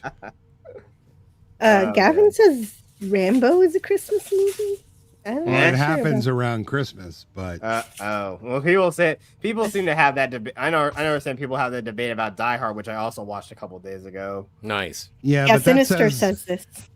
whether or not that's a Christmas movie says more about you than it does the movie. I think it is. It's a Christmas party. I think Die Hard 2 is more of a Christmas movie. I love Die Hard 2. But I think, yeah, I celebrate the first. There's only 3 Die Hard movies as far as I'm concerned. Yeah, and the same thing that applies. There's only 2 Home Alone movies. Yes. Just like Yeah, if it doesn't have Macaulay Culkin. and I mean, I'm not sure. I mean, I think there was something that recently happened where the actors like reunited after all these are Daniel Stern, Macaulay Culkin, and Joe Pesci, and they're looking and Joe Pesci's looking pretty good for his age too. Yeah, The Holdovers wasn't a bad Christmas movie, and that's just a few years old. Loved that And one. Absolutely adored it. Yeah, I did until I saw Paul Giamatti on Star Trek Academy, and now I'm not sure if That's the only reason I'm watching that show is just for Paul Giamatti. And I'm actually struggling as to whether or not I'm going to watch the show or wait for the inevitable don't want to watch Star Trek Starfleet Academy? Here are all the Paul Giamatti scenes. You're good. And it'll be like 15 minutes long. Yeah. Oh, you know, you Paul can watch Giamatti episodes supercut. of- I've watched at least the first season of every new Trek, whether I like it or not, and I don't like any of it. Actually, Oh, that's commitment. I would still rather watch the Orville, and it shows. And once again, to be honest, again, really shows that Seth MacFarlane knows more about Star Trek than Kurtzman ever could, and it makes you wonder why the heck those imbeciles at CBS chose him over Seth MacFarlane because it seems like he knows his stuff. Yeah, he offered to create Star Trek, and they rejected him. He's a Hollywood real Star Trek producers are of a fan. particular stripe, and they really don't get science fiction. Of course they don't. They really. Oh, geez, guys, I'm sorry. I'm trying to get videos out there, and everything's flipping around. So my Stone apologies. Racket left. Yeah, we lost Stone Racket. Hold on. I'm gonna have to leave soon. But I just wanted to leave people with the last gem I could think of. It's a movie from the 60s with Jack Lemmon called The Apartment. The Apartment. Oh, Yeah. is that a Christmas movie? Yeah. Jack Nice. Lemmon and Shirley MacLaine. It's Fred, very Fred funny. McMurray. Yeah. Yeah, it is very funny. So, It's also kind of tragic. I don't know why it makes me uncomfortable. The Apartment makes me uncomfortable. I don't know why. I do. I probably do. You know, there's a lot of extrajudicial activities going on, but at the same time, it's not without its charm. It is. It's so charming, and I think it's amazing. It won Best Picture, didn't it? Billy Wilder, right? Yep. Yes. Yep. And yeah, but it is about. Yeah, it is a sad movie, but it is also very charming and witty. But it is. Without getting into the details of it, it is a little tragic, and I'm glad that Shirley MacLaine survived the movie. Yeah, I noticed there's a lot of stuff that's just been popping up on social media, back to behind the scenes stuff about the Grinch, like about how long it took Jim Carrey to get into makeup, how he was about to just quit and leave, he didn't care, and all weird kind of stories that all seem to be cropping up lately. I think it's the anniversary, and that's why they're all going nuts. Yeah, the 20th that could be. or 25th. That's McDonald's even has a part of Happy why. Meal. Yeah, Wow, that's part of why they're doing that. Is that also 25 years old? Oh Yes. my! I'd have to look it up. And There's a lot of movies that are coming out, like that are going to be it's going to be their 25th anniversary, and also I think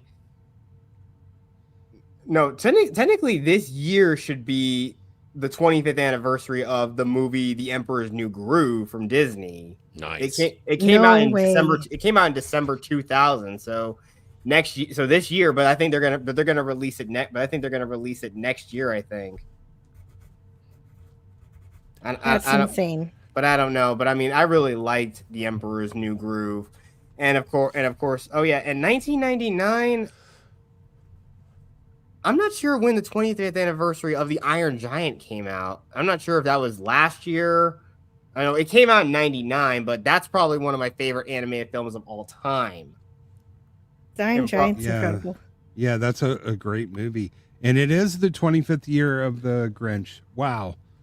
I'm definitely, for Christmas, I lean into hand-drawn animation. I don't know, something about me feels like CGI doesn't really belong in the Christmas season, but I don't judge. And even then, there's a lot of things that's wrong. A lot of things that I've watched a couple of videos where Christmas movies nowadays just don't seem to hold the same punch as they used to. They had a lot more spirit to them, and now they're just mean-spirited or reliant on meta humor.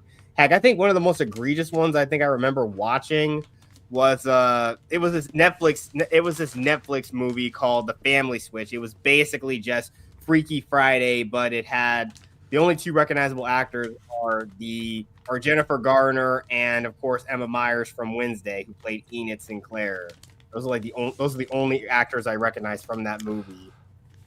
That's funny because is it the first Addams Family? Like the trailer for the first Addams Family, where they Christmas. I think the whole film opens with Christmas. Yeah. Yeah.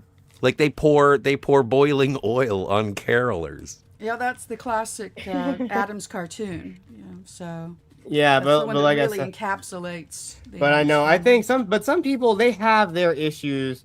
Some people either extremely like Wednesday or they're very, very critical of Wednesday, like say Gothic Therapy or heck even Raquel.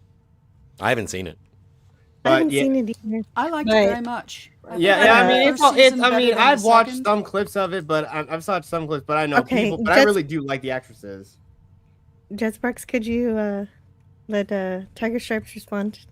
Sorry, I'm sorry. Oh, I liked it. I think I preferred the first season over the second season. The second season was frenetic. They just keep amping up the action for the kids because I guess they play the video games or something. I don't know. But I still enjoyed both of them. I thought it was nice. Good. And I think that Adam's Family Values is a Thanksgiving movie. Oh, I can see that. Well, I'm about to make a case for Star Trek 4 being a Christmas movie in a couple of hours. Yes. So. Yes. Oh, wow. It's in the music. It's in the music, isn't it? Yeah, it has, I think the coldest thing about that would have been the water in the Bering Sea, but I'm going to try to shoehorn that one in there anyway. Can't wait. I can't wait for that because I'm going to be on the panel with you later, Estephobos, over on the Trev Retro channel. We are going to be talking about Star Trek 4, my favorite movie ever. Yeah, and speaking of which, I've got to leave because I have a lot of things I have to get done in the next 24 hours. So I just like to wish a Merry Christmas and Happy Festivus to everyone in chat. Happy Hanukkah too. And the panel, thank you for letting me be here. It's always just a joy to stream with you, Jill. And we will continue that joy in a couple of hours. Yes, we will. And yeah, thank you so much. Merry Christmas. And you were great. You were great today. Merry Christmas. Wonderful to see you. Merry Christmas. Merry Christmas. Scotty, in Argelia, they use the lights. Now, no one has to tell an old Aberdeen pub crawler how to applaud, Captain. Hey. All right. I will catch up to many of you shortly. Hooray. Yeah, see you soon. I gotta start heavily promoting Trev Retro right now. Let me find the link because I will be going live with him at 3. That's why I have the heart out here at 2. So around 1:45, I'll be wrapping it up. Oh, Christmas wrapping.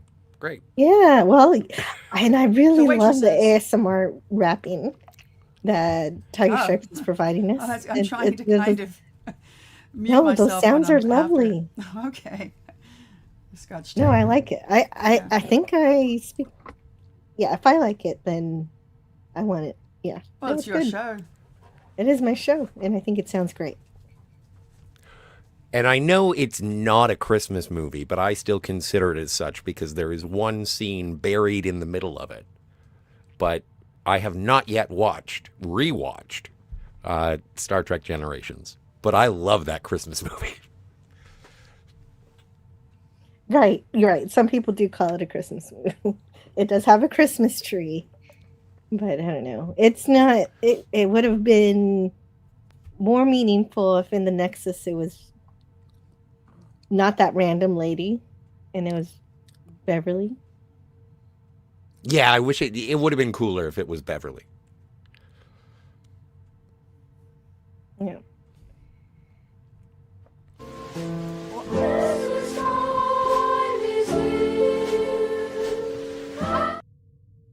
I had to cut it off there. That's when the copyright comes.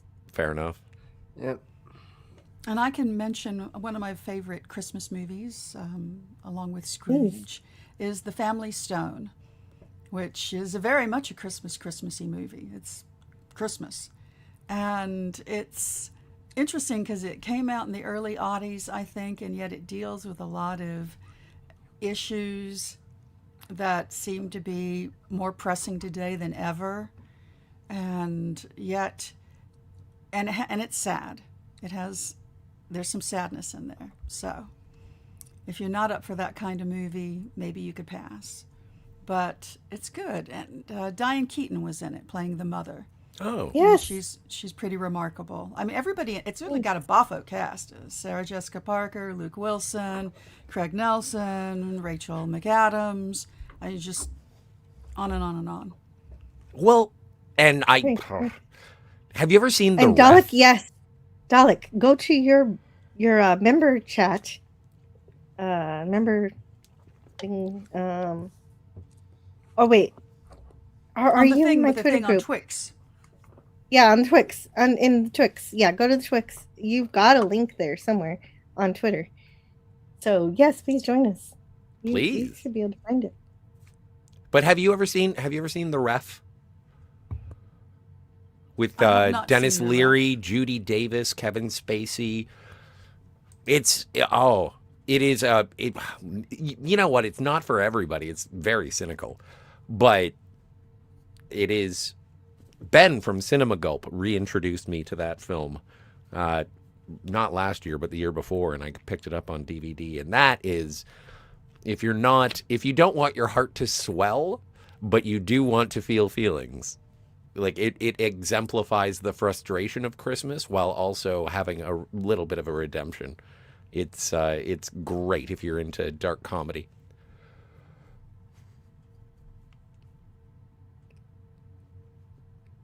Sometimes you need an antidote to All I Want for Christmas Is You.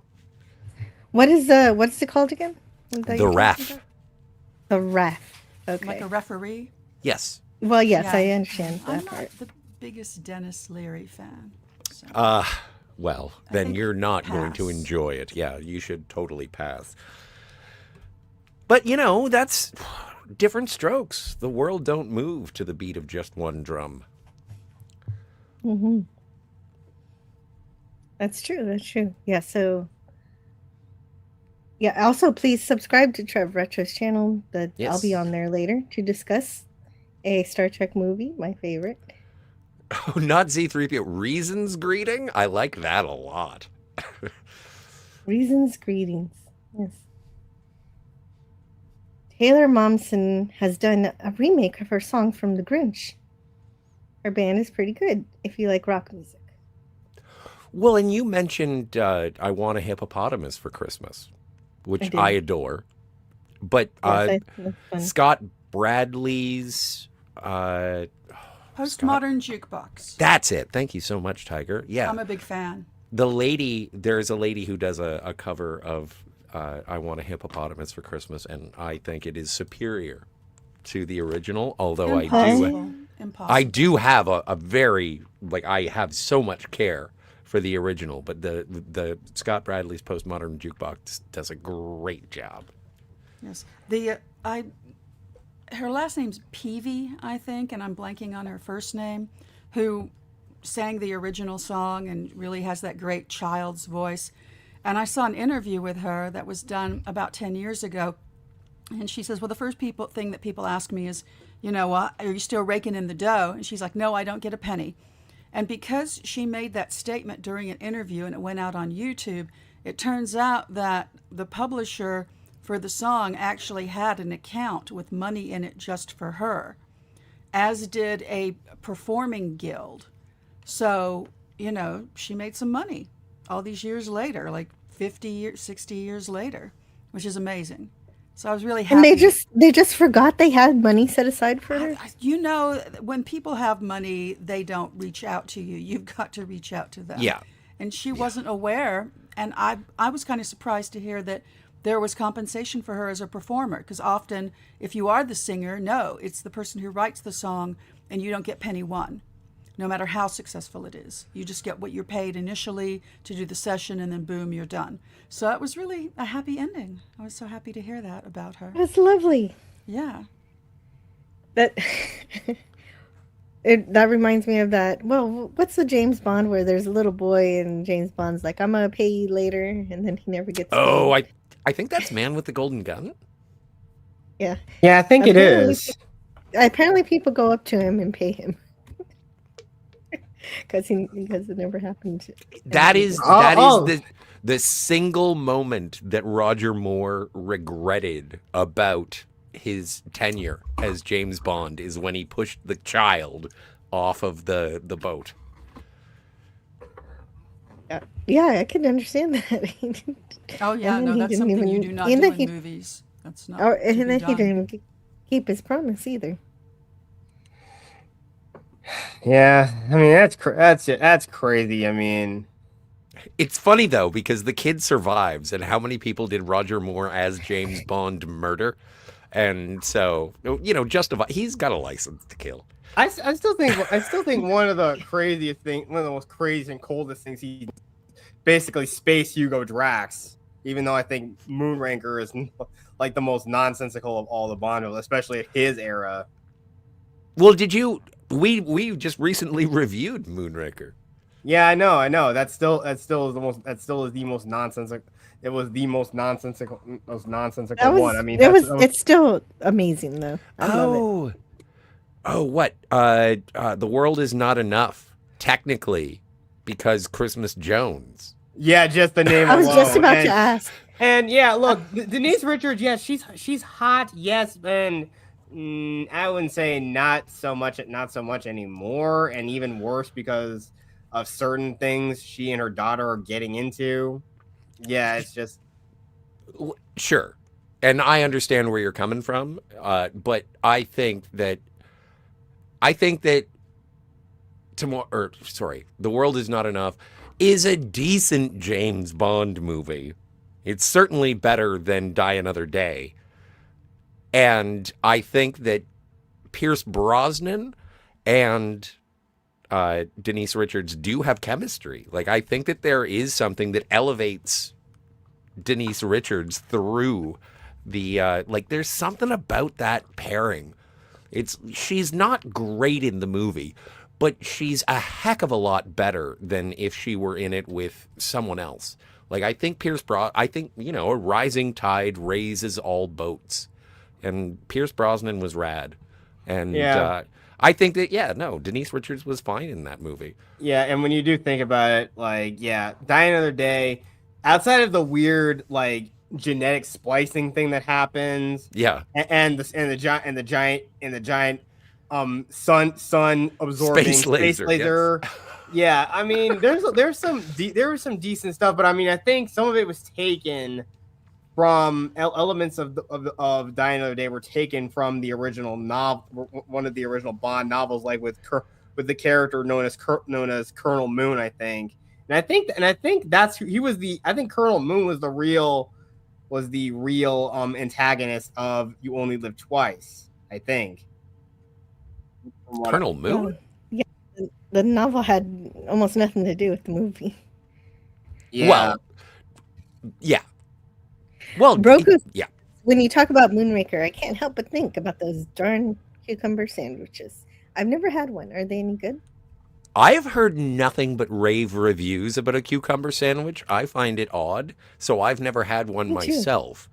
But it's like if I want a salad, I have a salad. If I want a sandwich, if I want cucumbers there, I also want turkey. I can't just have cucumber. The only thing I would substitute putting on instead of lettuce on a sandwich, put spinach. No, spinach is delicious on a sandwich. Yeah, for spinach sure. Sleeves. Mm-hmm. Those are good. But we've got a lot of chats that I was saving for different Christmas specials people like. Let's see. I've got I'm Old, says Sinister.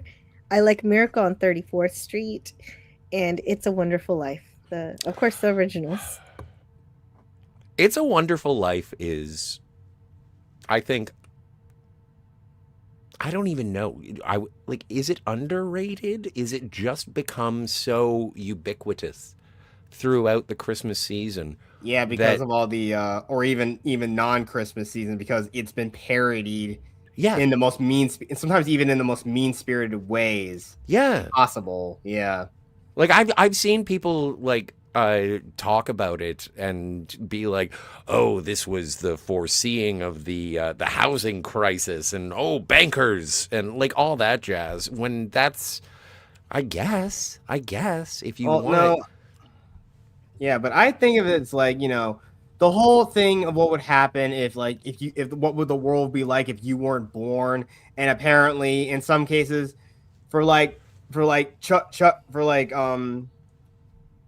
Chucky Fenster and Rugrats, the world would be a heck of a lot worse place without him in it. And in the case of Timmy Turner and the Fairly Odd Parents, that's right. I forgot there was It's a Wonderful Life in Rugrats. Thank you so much for reminding me of that. Yeah, I know. Like I said, it's been parodied at least the ones that are the most egregious. And again, Fairly Odd Parents, it's kind of like, yeah. But Timmy Turner's parents, apparently everyone's lives are a lot better without him around. That's just the most morbid. That is honestly the most morbid episode of the show I have ever seen. We have to say hello to Dalek, but I have a more morbid situation for you, Jet Sparks. But Dalek is here. Hello, Dalek is here. Hello. Merry Christmas to Dalek 451. Great to see you. Hi everybody. Hi Jill. Merry Christmas. Hi, Scotty. Merry Christmas. Hi. Merry Christmas. And especially hi, Tiger Stripes. It's been a long time. Yeah, Tiger Stripes is here, but she did step away for more wrapping paper, so she will be back to greet you very soon. As soon as she finds that wrapping paper. But how's it going? Yeah, how's big your old Christmas Merry going? Christmas to you, Dalek, from Gary Busey. that's not my best impression of him, but hey, he played. What? Why did he go?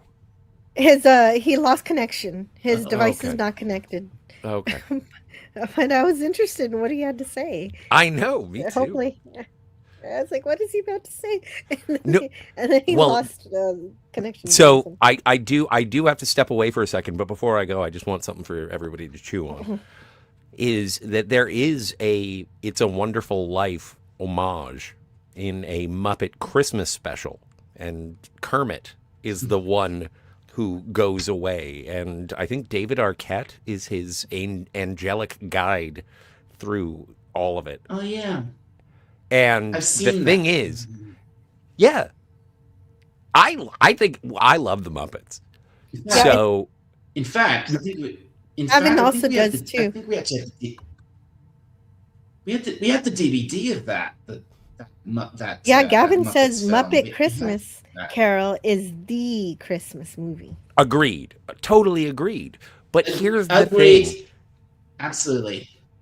Here's the dark side of that movie, is that was filmed after 2001.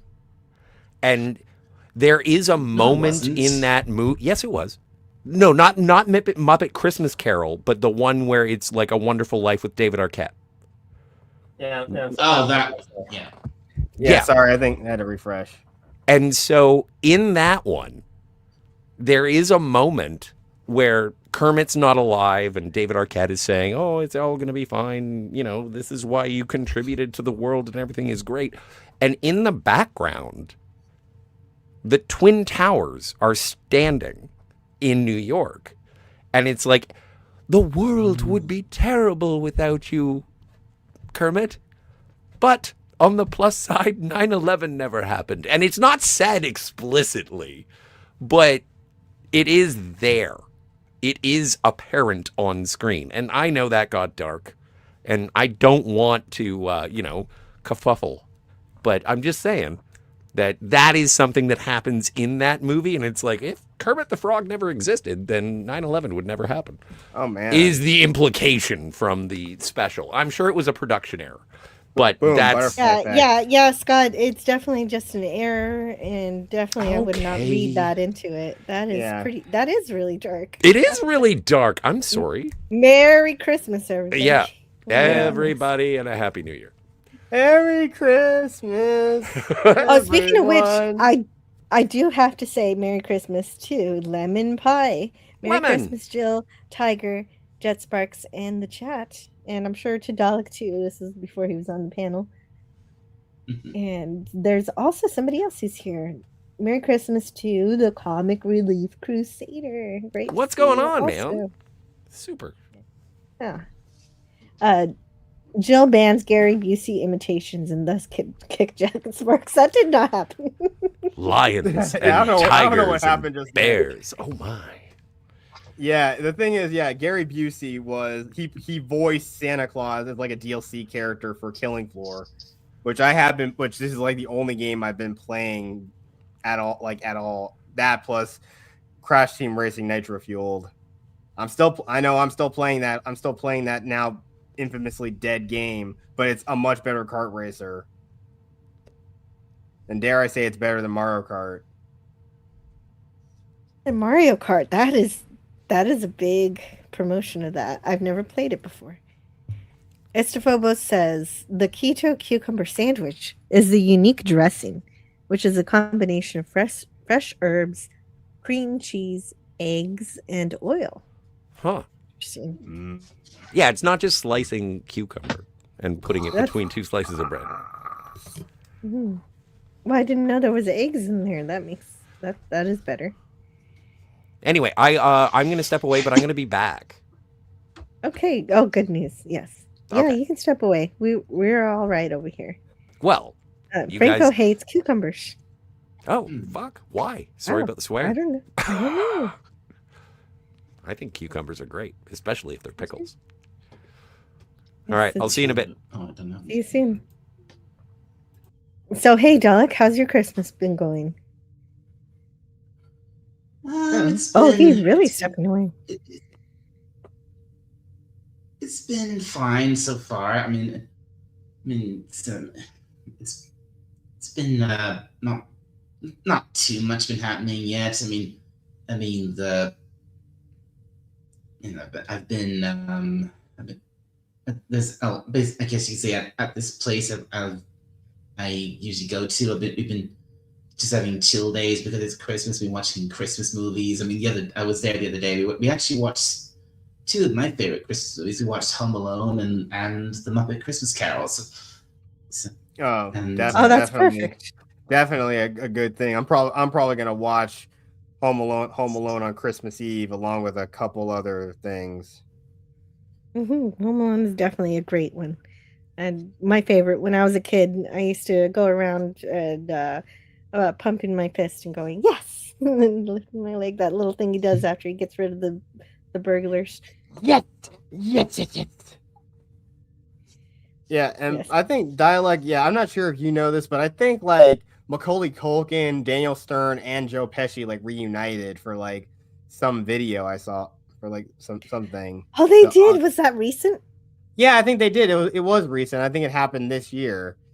Wow. And we all know a few years ago there was like something that they used to promote Amazon Alexa, but Macaulay Culkin commercial, right? Yeah, that commercial. Yeah.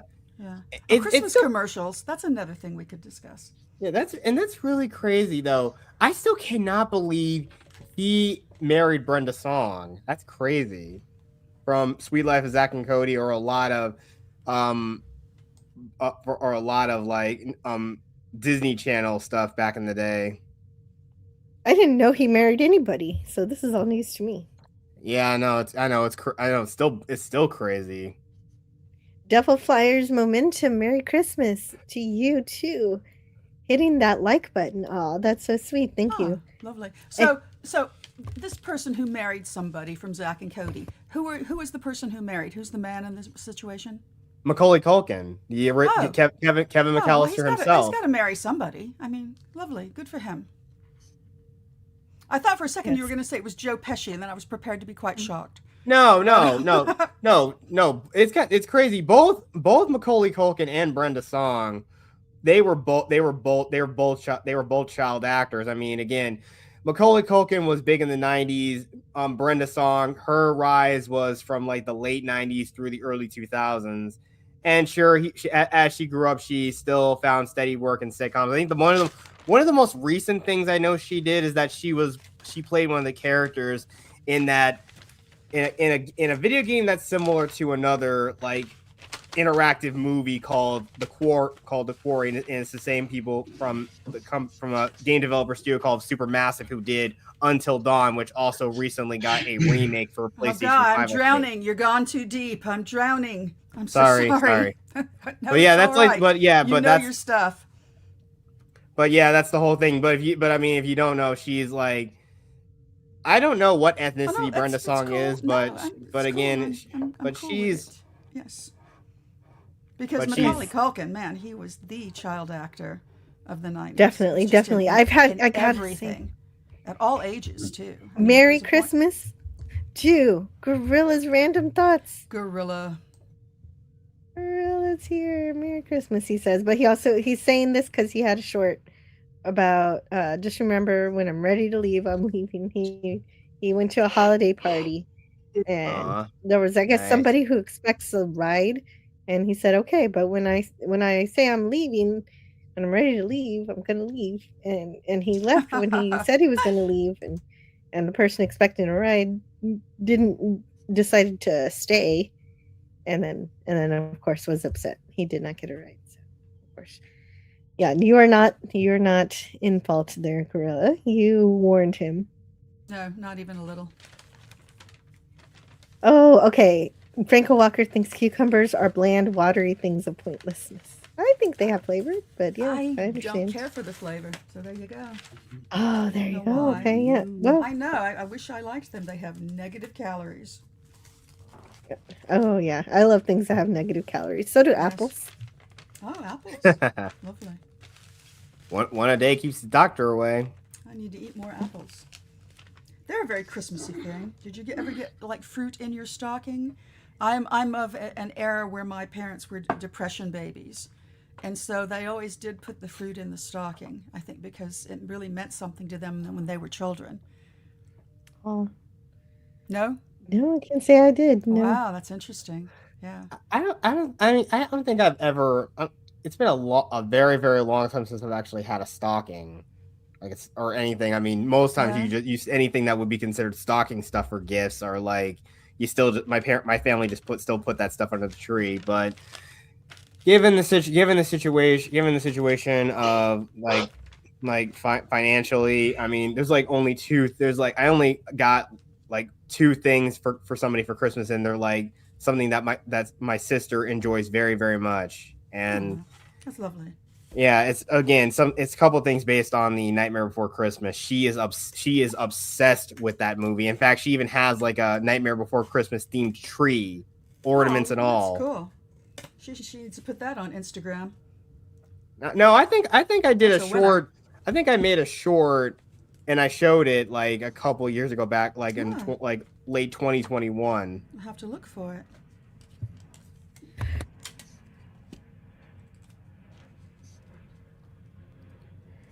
What?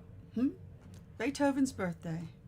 Yeah. Apparently, the other day it was Beethoven's birthday, and he would have been if he were. He would have been 255 years old. Yeah. Who was? Beethoven was black, man. So, just saying. I wish somebody would do the proper research for me. I've only seen a little myself, but Beethoven was black, man. He was a black man. Santa Claus is a black man. I hadn't heard that. Well, letters. People exchanged letters of the era, so they would have been people who were literate and people who were probably of money. You have to consider that. But they, wrote about him because it was a big deal, to be in his presence. And they, more than a couple people, commented on his color. Well, it would make sense if he were a little darker, but I don't know. I don't know exactly. I wasn't there. I wasn't there either. All the statues are white. Franco Walker says Lethal Weapon is a Christmas movie. And yes. If you leave a note at Christmas, you can call it a Christmas movie. Well, and also there's a note that the cops leave behind for the criminals to see on the Christmas tree. We're just sorry, just us cops here. Nim says, I will watch The Fellowship, trying to cross over Misty Mountains for that snowy Christmas feeling of a Christmas movie. Boromir picks up the ring and expects it to be his present from Frodo. Yes, he does. My precious. Goodness, yes. It's my birthday, precious. Yeah, both. Definitely Lord of the Rings feels like a Christmas movie, even though it's not set at Christmas. It does. It's not full of presents, that movie. Feeling. Yes. In all senses of the word.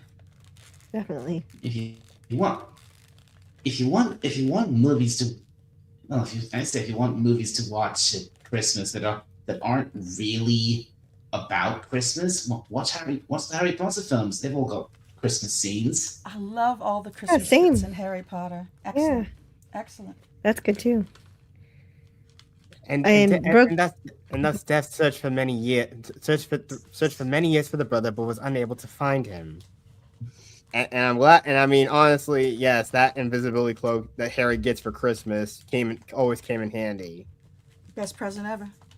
Mm-hmm. Yeah. Sure. Well, and that was also, it's a really sweet moment because that's the first time Harry has a Christmas that is really loving. In the feels. It's the very first time he ever actually has a good Christmas. Actually gets Christmas presents because when you say when he says to Ron, "You mean I've got presents?" He's never gotten them before. Yeah. Once again, proving the Dursleys are just evil, or is this, or more or less, his Aunt Petunia is just jealous because Lily became a witch and she didn't. Yeah, but she does house him, and that house does protect him from Voldemort. But it's God, she could have been a better person to him. He was just a kid. All three of them been better people, but they weren't that kind of people. She really That's why could they're have. so funny. I don't know if you know about this. There's this deleted scene from Deathly Hallows Part 1 where she and Harry actually have this one last little conversation before they leave Privet Drive, and she says to him, "You didn't just lose a mother that night. I lost a sister." So I think she's still something of a selfish person. Isn't one of the deleted scenes also Harry and his cousin? And Dudley? They have a nice moment, as I recall. They should have kept all that in. I thought it was lovely. They kept that in the film. That moment was actually originally from the book where Dudley says, "I don't think you're a waste of space," which is like the nicest thing he's ever said to Harry. Yeah, it is. And but Uncle Vernon still really doesn't like him, does he? No, he's not his blood at all, I guess. No, it makes sense. It makes sense. It makes sense. That's just the kind of person he is. Yeah. And hey, look, it's Cinema Gulp. Let's say Merry Christmas to Cinema Gulp. Great to see you here. I got presents. He's not just. And the thing with Vern is he wasn't just awful to Harry. He was awful to everyone in his own way. Yeah, he was awful to his co-workers. He's the kind of man who's still telling a Japanese golfer joke in the 90s. Oh boy! But here, I'm gonna say it though. I think there was a YouTube channel called The Unusual Suspect. He made a joke about about Dudley's little gang name or he would call it his rapper name or something. But he Big D, and I'm pretty sure this reviewer made some more coarse jokes about him and his gang members, him and his posse or whatever. And they're not very pleasant. They really weren't. But it's all for the sake of comedy. But this guy is a huge Harry Potter fan. In fact, it's so much he actually personally just whacks around a owl plushie he calls Hedwig. Hedwig, love Hedwig. They have some of those at Universal. They have some of those at Universal that sit on your shoulder with a magnet and they move a bit. They're actual puppets. Oh. I was super tempted. Super tempted. Yeah, but I know. Oh, Merry Christmas, and I'll see you later, Brogu. I hope you have a Merry Christmas. Brogu. Too. Yeah, but here's something that's really crazy. I know my mom and my sister are also big fans of Harry Potter, but both my oldest sister, she's probably really peeved when she first heard this. But of all the houses that any of us would all be sorted in, my mom thinks I'd be put in Ravenclaw. My sister, my middle sister, and her would be in Gryffindor, and both my dad and my oldest sister would be in Slytherin. You haven't done all the questions, Pottermore question quiz to actually see which house you're in. But I think I tried to do that quiz, and I think I definitely got put in Ravenclaw, I think. Yeah, so do I. Well, that's awesome. That's funny. All three of us? All three of us are Ravenclaws? Yes. Birds of a feather. I think I did that I think I did that test or something like it once, and very surprised by the result because as a Harry Potter fan, I'm just like, oh, I'd love to be in Gryffindor, but doing that test, turns out I'm actually a Hufflepuff. Yes, and so was Scotty R37. I wanted to be a Hufflepuff so much. Well, that is actually J.K. Rowling's favorite house. They're the best people. Yeah, they're the only ones that don't have any dark wizards, so there's that. Yeah, that's the thing. People tend to underestimate Hufflepuffs because they think Gryffindor gets the bravest, Slytherin gets the most cunning, Ravenclaw gets all the smart ones, and Hufflepuff just gets all the rest. I think that's why we got Cedric. Yes, degree. And also the one who changes her hair color, Tonks. Oh, Tonks. I didn't realize Tonks was a Hufflepuff. That makes sense. She is. That's cool. I must go. Merry Christmas again to everyone. Merry Christmas. Lemon pie. Lots of hugs. Merry Christmas. Most likely to be a prisoner of Azkaban. It says her Oh, ouch. What? Well, you can be sent to Azkaban for all the wrong reasons. It's true. Yeah, it doesn't seem too fair sometimes. Yeah, it's something I always wanted to know. What? I know everyone doesn't think too much of non-magical folks, which they all call muggles. But how do you think they feel about people who pretend they think they know about magic, people who believe in astrology, they use crystals, or they do tarot card readings? What do you think wizards of the wizarding world think of those people? That's an interesting question. And I get the impression they might be embarrassed by it. Probably, because they have to keep up the secret. So they're not going to say, hey, that's not real magic. Let me show you this. Yeah, I know. But that's the whole point. Yeah, it's kind of crazy, though. But I still think the saddest thing and part of the Harry Potter franchise is that poor Hermione had to just erase her parents' memories of her. Because again, they're muggles and she was a witch. And that's a tragedy that lasts after the war is over and everything's saved. Like, can she go to Australia and reverse it, or is that spell so strong that they're just? Well, I think my mom told me that eventually she does reunite with her parents, but since they have no memories, they become good friends with her, which still feels tragic. Oh, that is kind of still heartbreaking. Yeah, Mr. Brown Alliance, Merry Christmas. He says, "Hail everyone, Happy Christmas." Happy Christmas. Happy Christmas. Happy Christmas. Yeah, and gosh, we're going to be on with Trev Retro soon to talk about Star Trek 4. It's going to be so fun. And so I just wanted to remind you guys that's where I'm going to be soon. In about 30 minutes, I'll close the show. So we've got 30 more minutes to talk about some stuff. And we've got, let's see. How many people like National Lampoon's Christmas Vacation, said Sinister about an hour ago. I don't think too much. I don't really thought too much of that movie, especially. But then again, like the guy, like the father of the movie, oh man, that like Clark, that cursed tirade he goes on about his boss was just crazy. Yeah, that was great. That was wonderful. I like how all the mayhem of Christmas, the garbage, gets piled up on the side of the house and becomes a firework display. And the grandmother, who's got a little dementia, starts singing the Star Spangled Banner, and everybody gets into it.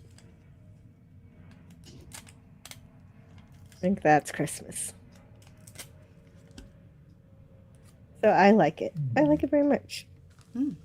But I have not seen The Apartment. So I learned about that movie today. We'll see. Talking of Billy Wilder the lag 17 is a Christmas movie. Oh, that's a hoot. Yeah, is it a Christmas movie? I've never seen this.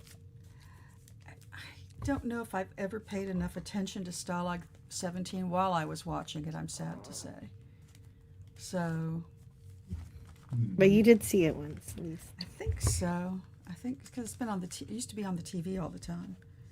But Franco Walker also says, Merry Christmas, Mr. Lawrence is not a Christmas movie, which is very odd, even though it says Merry Christmas. That's odd. Strange. That's a strange thing to name a movie that isn't Christmassy. Mm-hmm. And so I Want a Hippopotamus for Christmas by Gala Peavy from 1985. Oh, no. Wow, like I can't believe that was... Like 55. Yeah, 55 would make more sense. Yeah, they've re-released it, I'm sure, every year. There's Lemon Pie. Yeah, Lemon Pie. Lemon Pie, I think... Yeah, I think Lemon Pie checked already out. left, yeah. Yeah. And so did Brogu. Brogu already left too, but I had a chat from him. I love the Run DMC Christmas song that they play on Die Hard. Hollis? I think that's Christmas in Hollis. And the Comic Relief Crusader says, I've been posting good Christmas movies on my movie matinee. Go for some Christmas fun. That's right. He goes for the public domain. So I guess he's been playing all the public domain Christmas movies. And that hurt, didn't it, Dalek 451? Wait, what hurt? What hurt? Do you know what he's talking about? What hurts? I don't know. I'm not sure. I guess maybe he can clarify. Well, when I said Happy Christmas to him, is that what he means? Oh yeah, maybe. Maybe, I don't know. I don't know.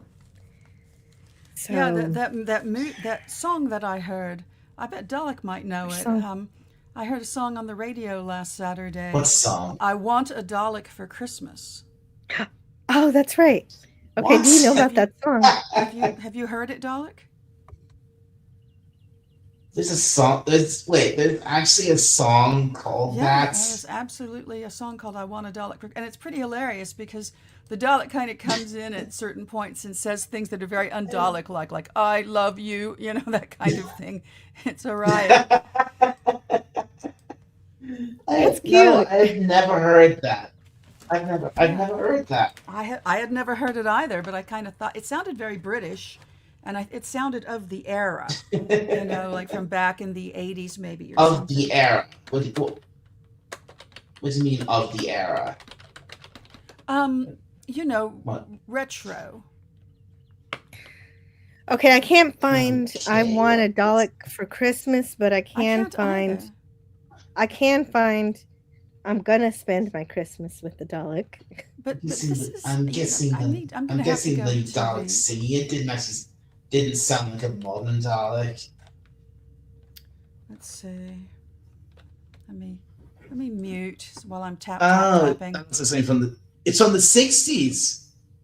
Well, this one is I'm gonna spend my Christmas with the Dalek. Not quite I Want a Dalek for Christmas that Tiger Stripes is mentioning, but this looks interesting too. This one's by the Go-Go's from 1964.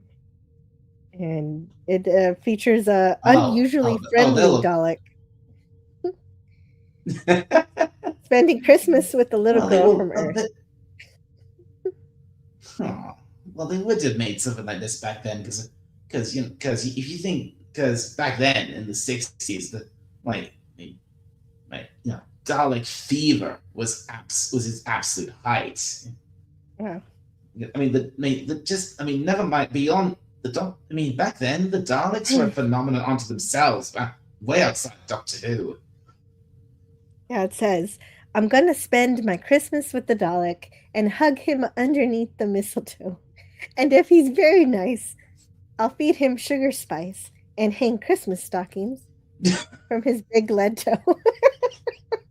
And when we both get up on Christmas morning... That was it. I remember the big lead toe. I'll kiss him on his chromium-plated head and take him in to say hi to Mom and frighten Daddy out of his bed. Oh, man. This is really cute. And yeah, the Dalek is saying See, cute things. I love you and you love me. It's so funny. I love you. What's it called again?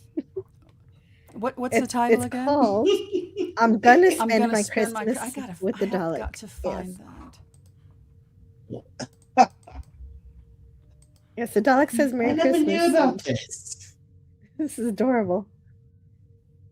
And the last thing he does is he asks for more custard.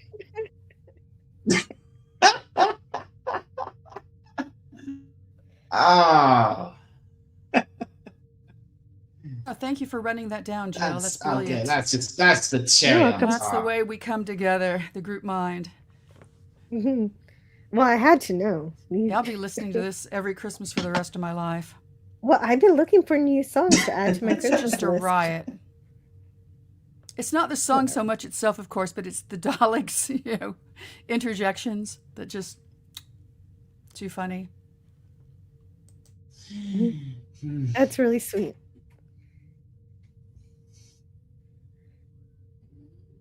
Yeah. I'm gonna spend my Christmas with the Dalek. Oh, he actually gives the link. So if you're interested in it, there it is.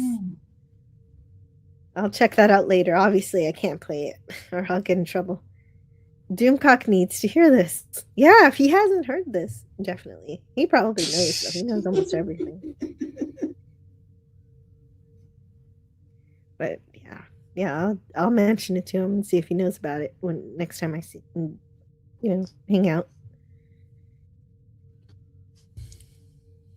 And speaking of Doomcock appearances, if you haven't seen it yet, over on the Rob Wright Gen X Pop Culture channel, he just talked to Rob about Scrooged with Bill Murray. So that's a good Christmas. Oh, that's nice.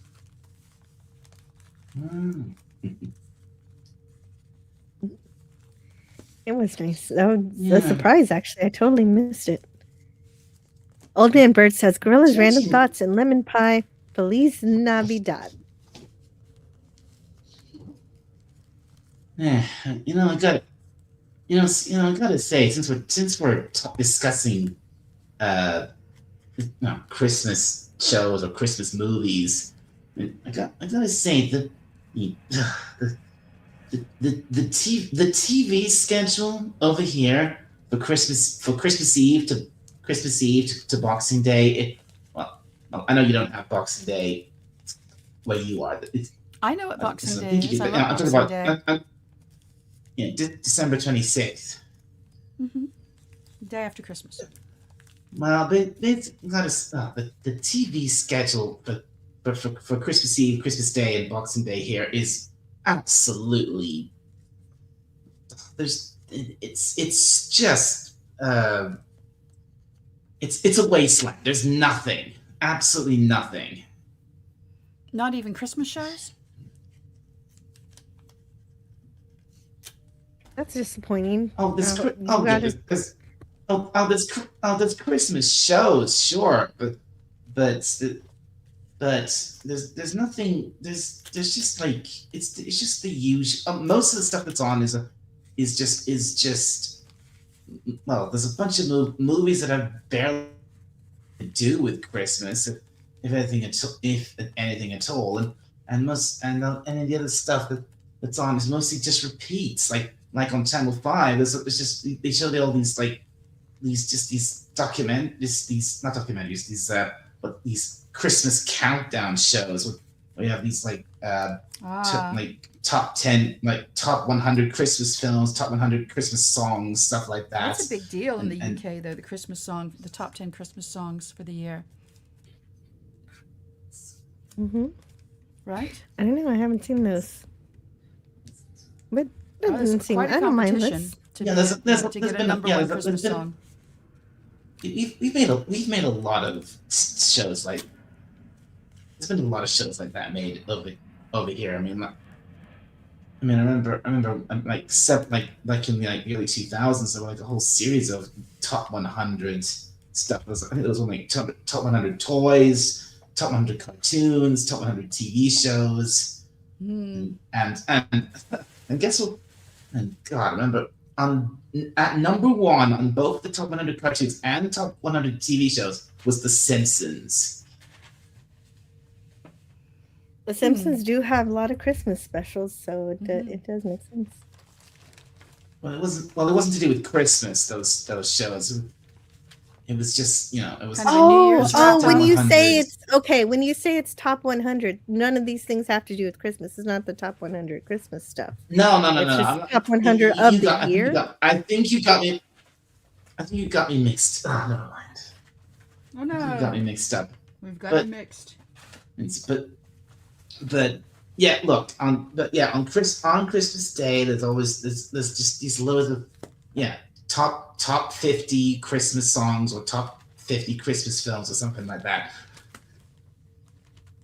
And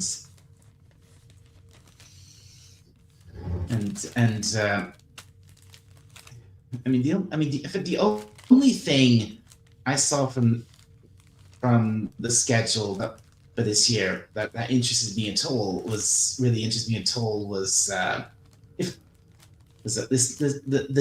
this new little animated film which they're promoting on all December, I think on BBC One.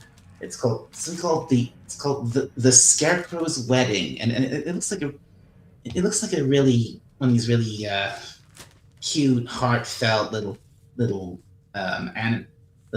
animated short films about these two scarecrows, and it looks cute, but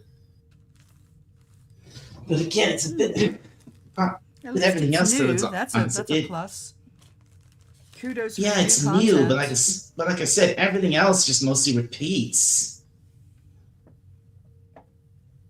So the Comic Relief Crusader says, has anyone checked out my naughty list of Christmas carols? Well, if they're naughty, are they going to be like the grandma got run over by the reindeer, or what kind of naughty songs are you talking about? But I guess we have to go see his video to find out. I really like Night of the Meek, and I still have some videos from it. So I'm gonna play a few, just for fun. So I gotta share my screen, but make sure. Yeah, the audio is being shared.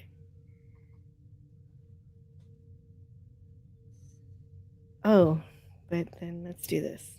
Let's see how it works. Why do you suppose there isn't really a Santa Claus? Aw. I can really think it's the North Pole and the children are elves and that I'm really Santa Claus. Wow. Santa Claus, I catch you trying that one more time, I'm gonna break both your arms up to the shoulder blades. Now go on, get out of here. Well, and that's how the story starts. And so Santa is not doing so well. He's a mall Santa who I think he got fired from being Santa.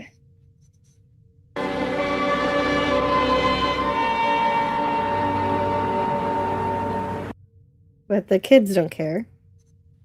Oh, please, Santa Claus. A job for my daddy. Please, a big turkey for our Christmas dinner. And he just wants a turkey. Aww.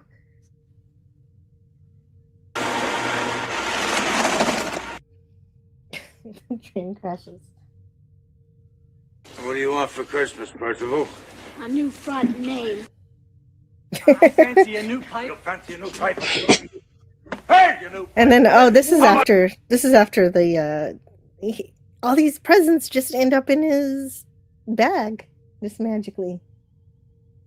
And so he starts passing down, and they just so happens to be whatever that person wants. Get out of here. Merry Christmas. Santa's a lush. Yeah. Here, next bottle of wine. Thank you. I want a toy. You want a toy? I think I've got a beautiful toy for you right here. I don't know why these are playing automatically. It's crazy.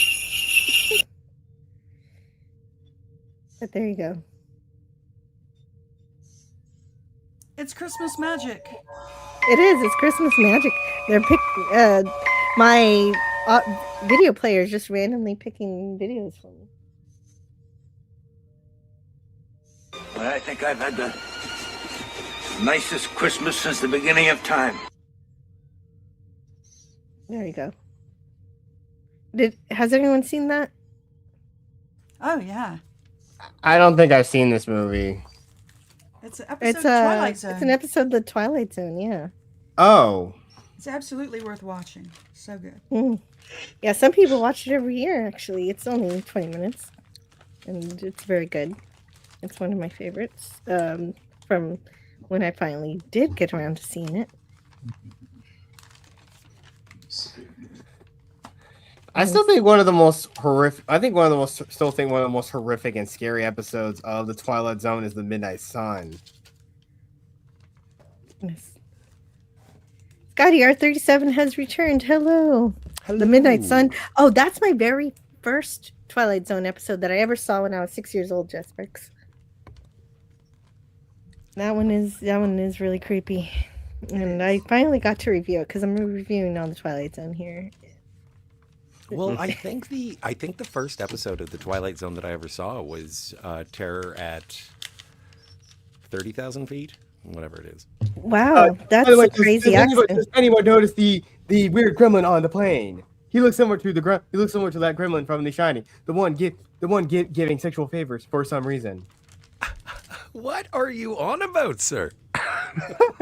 I'm sorry. I just don't understand. That was a nostalgia critic joke. That was. Oh, okay.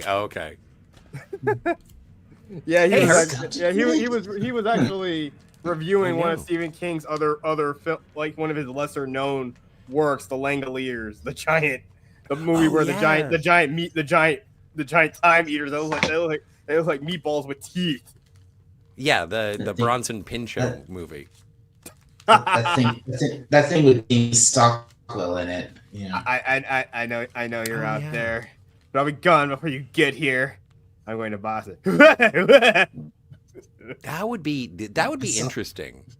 Is reviewing all of the Stephen King adaptations, because there's a lot I haven't seen. That's a lot, and most of them are terrible. I randomly happened to see that on TV once, very late at night, and I was gonna turn it off, but then I said, wait, Dean Stockwell's in this. I like Quantum Leap, so what the heck is this? Yeah, the thing is, my dad showed me it, and just like, wow, it's like the Langoliers are something. It's something. Looking back on it. It is. It's also bad CGI. Oh yes. Early days. Franco Walker says, "Welcome back to Scotty R37." Thanks, Franco. It's good to see you, sir. Hello, Scotty, says Herc130. Hey, Herc. Gap says, "I'm so glad it's not snowing here. It is 70 degrees." Oh man, that's pleasant to have on Christmas. Yeah. I mean, I think it's gonna be 60. It's gonna be 60 where I am, and I think even down south it's gonna be even more mild. I think these might be the early signs we're gonna be in for an early spring come 2026. You got to pay attention to that polar vortex. Yeah, it's 75 here, so yeah, definitely no. You guys are boasting. I would like it colder, really.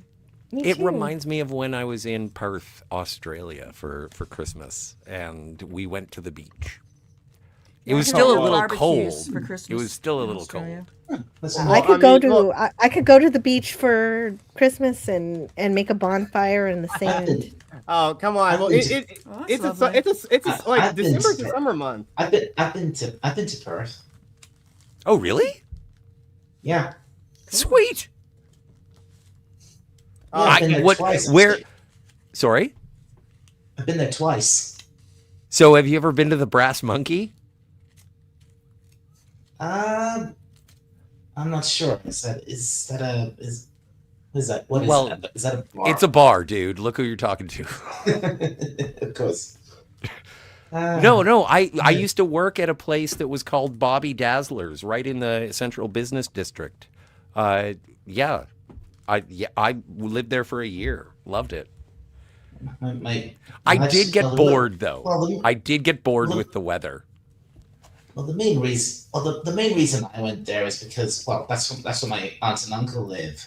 Because I've explained this before, but I've been to Australia 3 times now. Nice. And and partly for a holiday, and partly because I have family who live there. An aunt, uncle, and cousin who live there. And that's what I really like for anyone who's British when you refer to a vacation as a holiday. I just love that phrase. But I'd love to experience Australia, because right down there, it's best to go during what we in the northern hemisphere would be winter, but it's summer down there. Yeah. No, it was crazy. When we got off the plane, it was like we were sweating, and it was so hot. It was oppressively hot. And it was January 29th or 28th. And we walked, and they still had signs up for the Boxing Day sales. And it was like, we are sweating our balls off right now, and we are still looking at the leftovers of Christmas. And it was so surreal and weird. What do you expect? During this time of year, the southern hemisphere is tilted toward the sun, and not to mention Australia's just one giant desert, and most people just live near the coast. True. But the thing is that like the first time when I went there, they were de-icing the wings as recently as 27 hours ago. And now I'm walking around being like, the human body is not meant to go from those two extremes, from parkas to shorts in a matter of a day. It's crazy. But yeah, I mean, usually for me, I always think fall or spring is the best time. And like, if the entire planet's temperature was just at a stable 55 to 65 degrees all year round, that'd be perfect. I'd be good with 68. Yeah, at best, yes. Between like upper 50s to upper 60s. That's like the perfect temperature to keep for the world to be at all year round. Yeah, but I really, and I'm kind of with Tiger on this one, is that there is something. It's not just nostalgia. It's just, it's circadian rhythm. Hooray Is for just circadian like rhythms. Like you gotta have some things, like, and as I said, I was bored with the weather because it was like sunny and nice all the time, and I was like, this is boring. And then it would rain, and everyone would run inside like it was a hurricane or something. Well, the rain did go sideways, but it was just like, no, this is my jam. I want to hang out in the car park and just watch different weather, because for the last 74 days, it has been sunny and clear, and I hate it. Yeah, 70 and no humidity. Yeah, as someone who comes from the South, humidity and coupled with a high pollen count, that will destroy you if you're having a really bad day. Yep, After Dark says, Scotty, you weren't born in a dark and scary rainy thunderstorm day. No, I was born at lunchtime in Winnipeg. And oddly enough, I was born on a very snowy day, even though I don't really see snow very often in my life. It happened when I was born. Wow. And the heavens opened for you. Apparently. Yeah. Well, it's different. Sorry. I do hope it gets a little colder here than 75 degrees, because it's Christmas. I know Canadian Spider-Man! If it could be in the 50s, I'd be happy. Fahrenheit. Canadian Spider-Man. Merry Christmas. Yeah. Hey, come on in here. Merry Yeah. Christmas. Yeah, but I mean, we had a big snowfall, and like temperatures that was like far below. It was like a little below zero the past couple weeks, and I mean, I think literally just a couple weeks ago, I was outside shoveling sideways, shoveling the pathway of the courtyard of my apartment complex, and even digging some snow and carving up some ice away from my carport. And Yeah, I mean, but I mean, it's just something you got to do up here. But I mean, outside of that, I mean, I just really just prefer to have things just be a little, because I think down in Tennessee, you barely ever saw any snow. If you did, it was gonna stick around. If you live in Tennessee, at least Marina Sirtis didn't wish death upon you. That's true. Wait, really? Yeah, if you lived in Texas during a giant snowstorm, she was like, I hope they freeze. Oh, yeah. That's me. That's just me. It is mean. But then again, she also played matriarch Benezia in Mass Effect. So, and she was. So we give her a pass. We give her a pass. No. I mean, that was just a weird, crazy thing that happened in Texas. That sounds like a 1 in 500 year storm that happened. It was there. like a 1 in 500 year storm, or 200 at the very. Yeah, 200. But I'm telling you this, people need. But she was Desdemona in Gargoyles, so come on. But another thing is, any places that snow, people need to have places that capture a lot of that snow, and then they can just recycle all that water. I mean, heck, even places in the desert, people need to follow Las Vegas's example. They're recycling all their water. Well, but that's the history of Las Vegas, and water is an entire stream. But like when you're in Texas and there's a giant snowstorm, it's like, Jill, do you guys even have snowplows? No, we do not have snowplows. Actually, I have would no Texas idea have snowplows? And, we'd have to ship it's them not in. Really, the snow itself. It's when they turn your power off. Yeah, you guys. Yeah, you guys were. The entire experience. Yeah, you guys were not prepared. Wait, come on. Wait, Sparks. Sorry, Tiger was talking. Sorry. Yeah, that's because I lived it, and it was terrible. Yeah, and you can't even go out and enjoy the snow because you can't come back in and get warm. So, power outages. I think that's really what hurt people, definitely during our storms. I'm glad you guys pulled through at least. Oh, yeah, and that's the whole thing. I mean, either you're going to be dealing with blistering heat in the summer, or you're going to get washed down by a hurricane, possibly. Yeah. Well, at least these things we are get pretty unusual warning for us. Now Jill, she could go under a hurricane. Yeah, hurricanes happen here, but at least there's a warning. Unlike with tornadoes, you don't get as much of a warning with a tornado. But a hurricane, a here in long Austin, time in Texas, advance. hurricanes hardly happen. Yeah, and where is that in West Texas? Central. Oh, okay, so you're very far inland, so it's not going to be as bad. Guys, I'm so sorry, but I am itching. I am itching right now, and I need something sated. The stars at night are big and bright. Everybody, deep in the heart of Texas. Dude, I want to get that Criterion Pee-wee's Big Adventure. I really want it. You should. Anyway, you should sorry. I will buy it for he- myself. No one should get that for me. Herc 130 says, I had no power for 3 days during that storm. My inside house temperature got to 38 degrees Fahrenheit. Oh my God. So cold. Yep. Oh, no Heating up water bricks in either. the stove and trying to figure out how to make some sort of, homemade radiator, which is pretty idiotic. And that storm was when I learned how to drip water. Like, I didn't know about dripping water it's before. important to drip your water. How is that? What is that?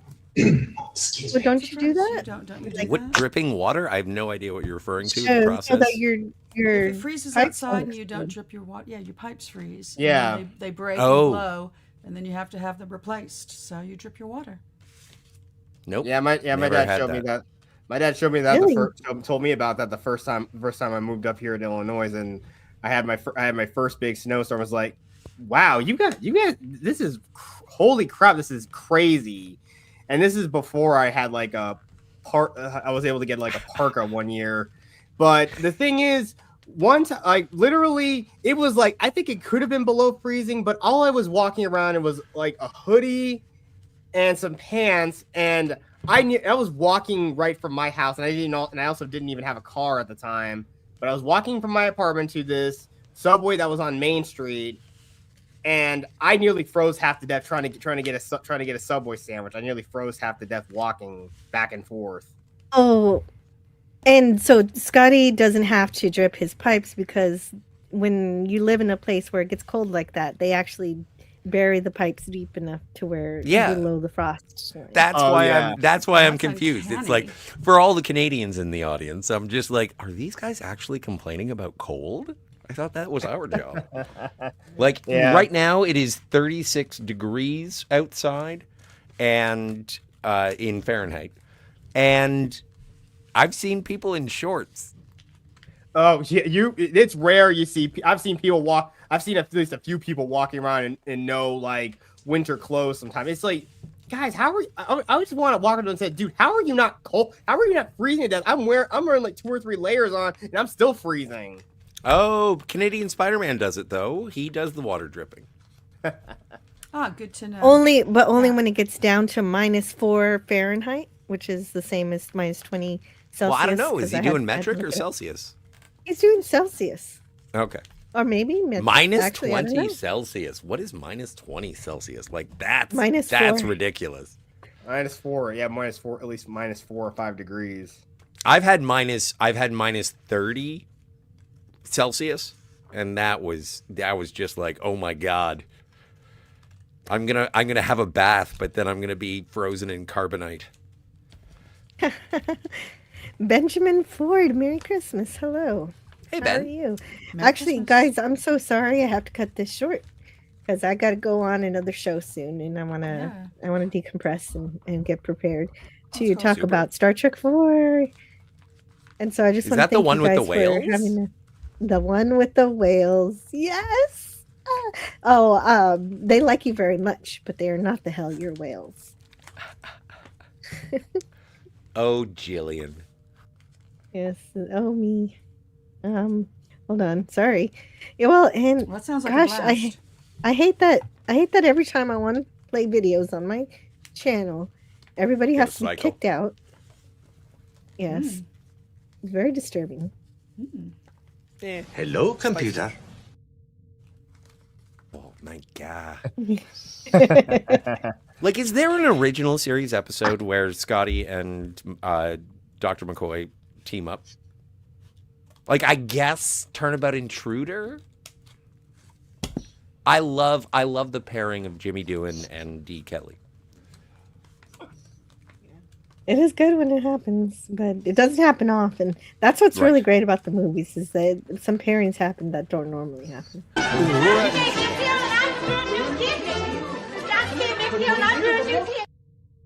And it's functional too. It's That's so great. good.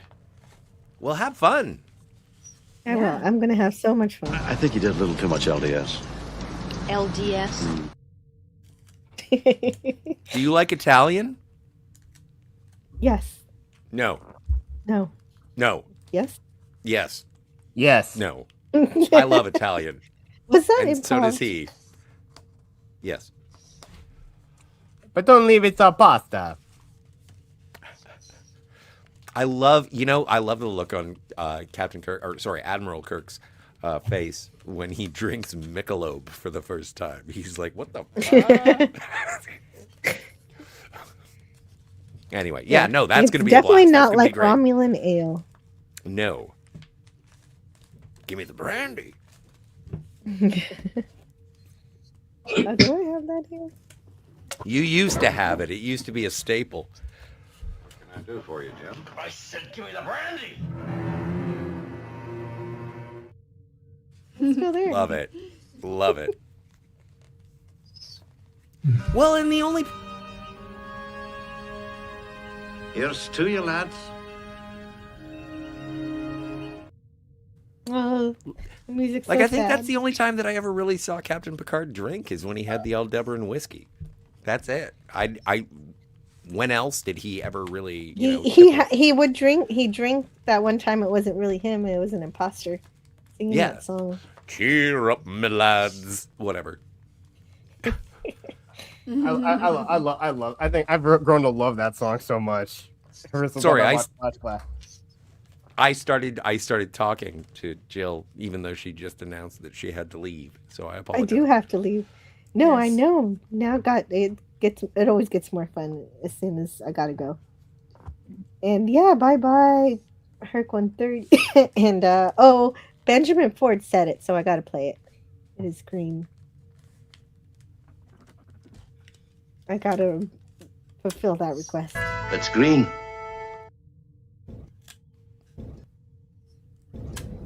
It is. It is green.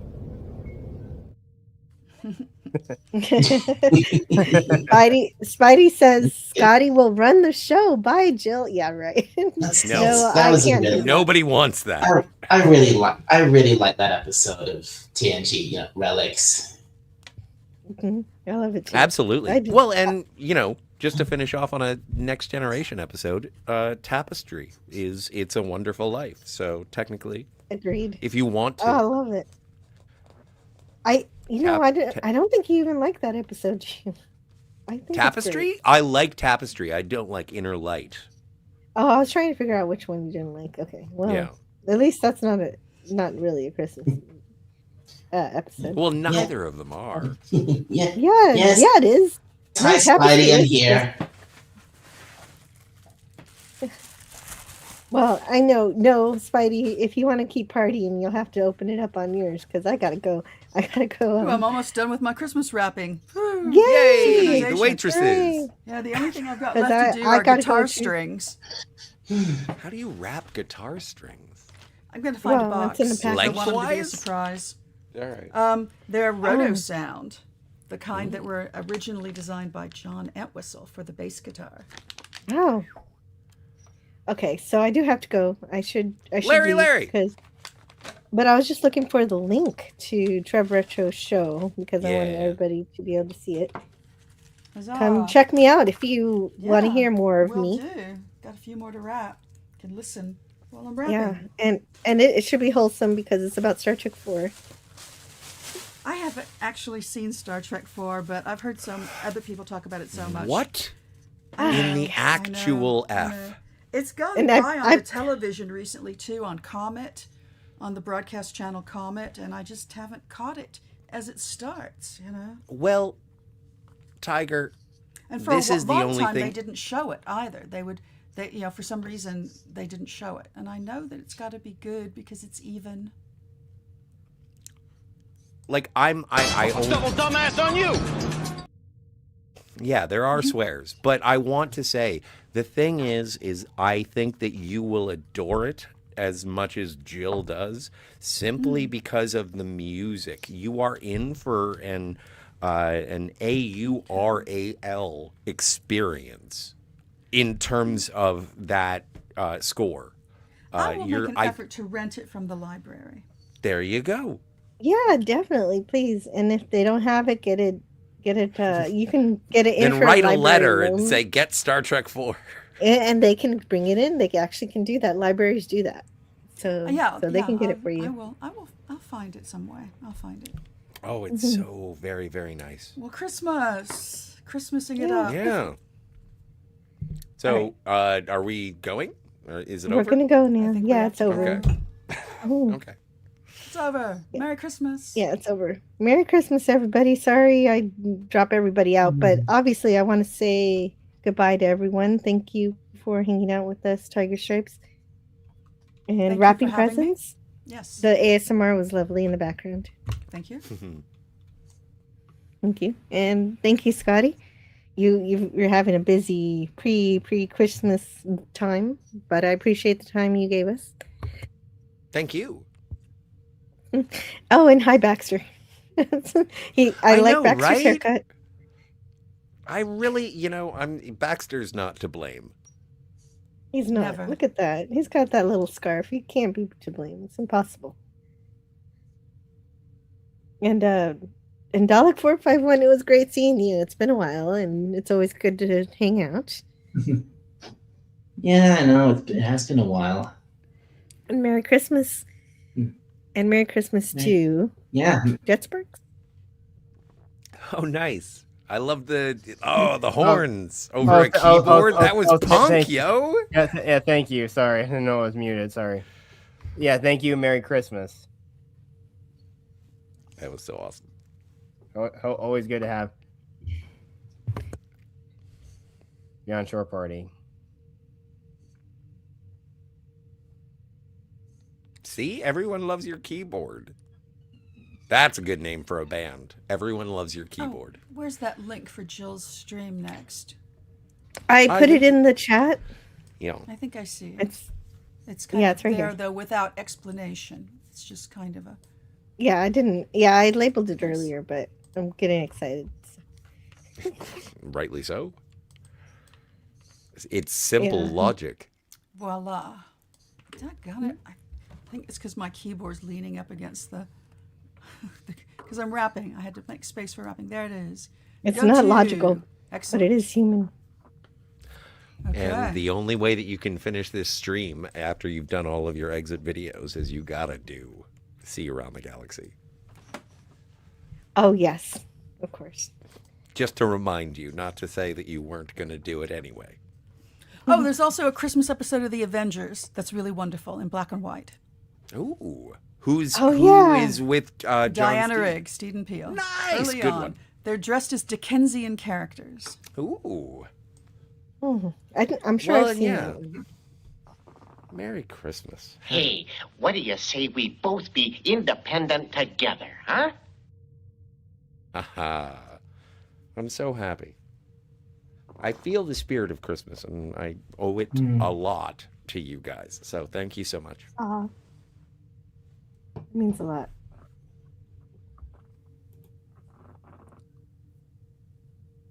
How do you like that? Even among misfits, you're misfits.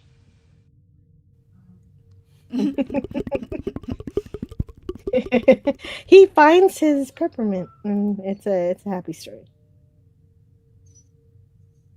And I love it. This is so fun. But I'll see you guys around. Have a Merry Christmas.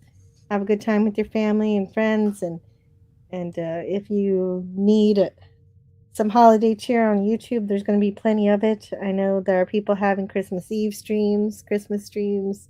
And I know DJ Odyssey's having a Christmas Day stream as well as Doomcock. And I'm sure lots of other people too. And so it'd be really great to see who's out there doing. Well, and if Spidey shows up, and that'd be cool. Oh, right, Spidey, and Spidey might be doing a Christmas night stream, like after everything, and like I think he mentioned that.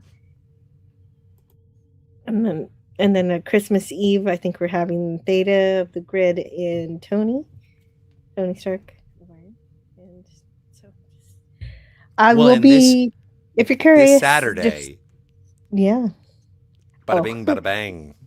Oh, right. That'll be after. It'll be after Christmas. It'll be after Boxing Day. We'll talk about some Deep Space Nine. And, oh, right. I wanted to thank... Go ahead. I wanted to thank everybody who was here. Larry. Merry Christmas. Larry. What'd you have to say, Dalek? I missed that. I was just gonna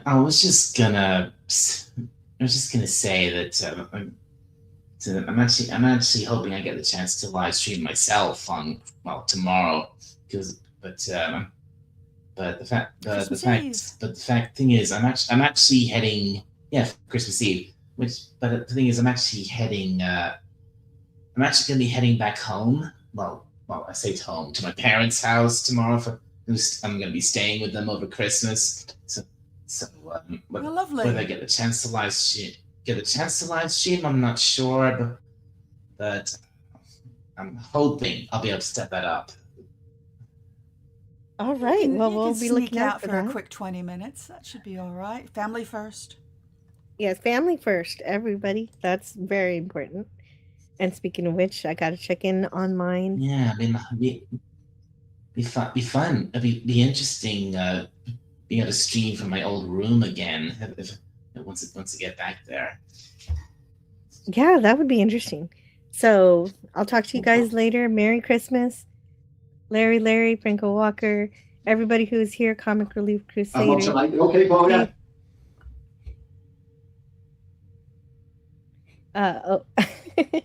and James Caserta, thank you.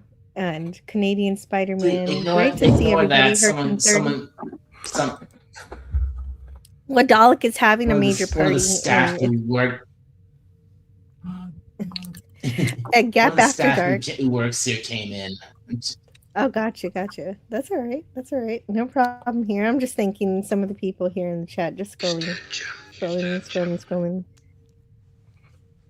And well, normally, actually, what I've been doing lately.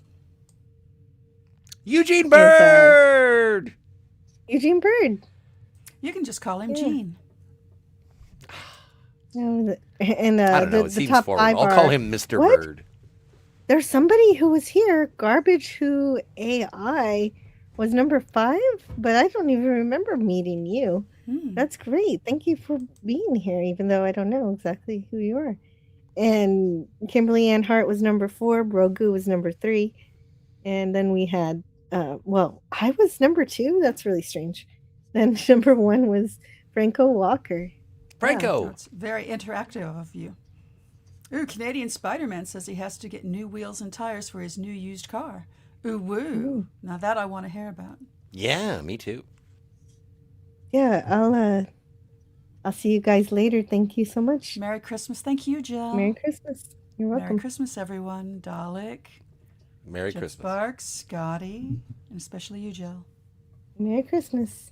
Merry Christmas.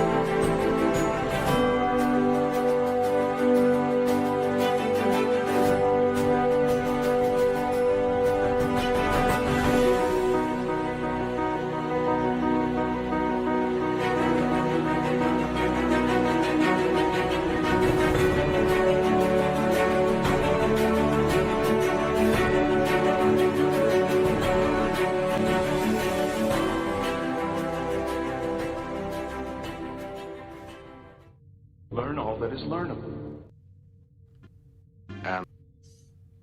And the ways our differences combine to create meaning and beauty.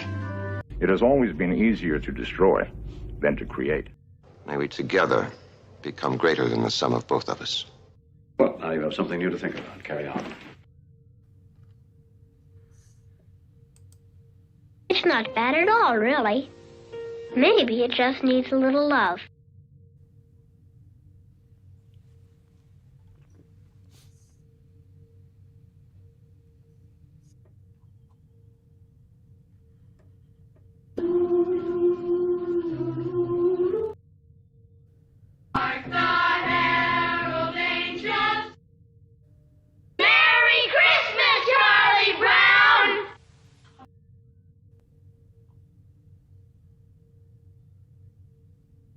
See you around the galaxy.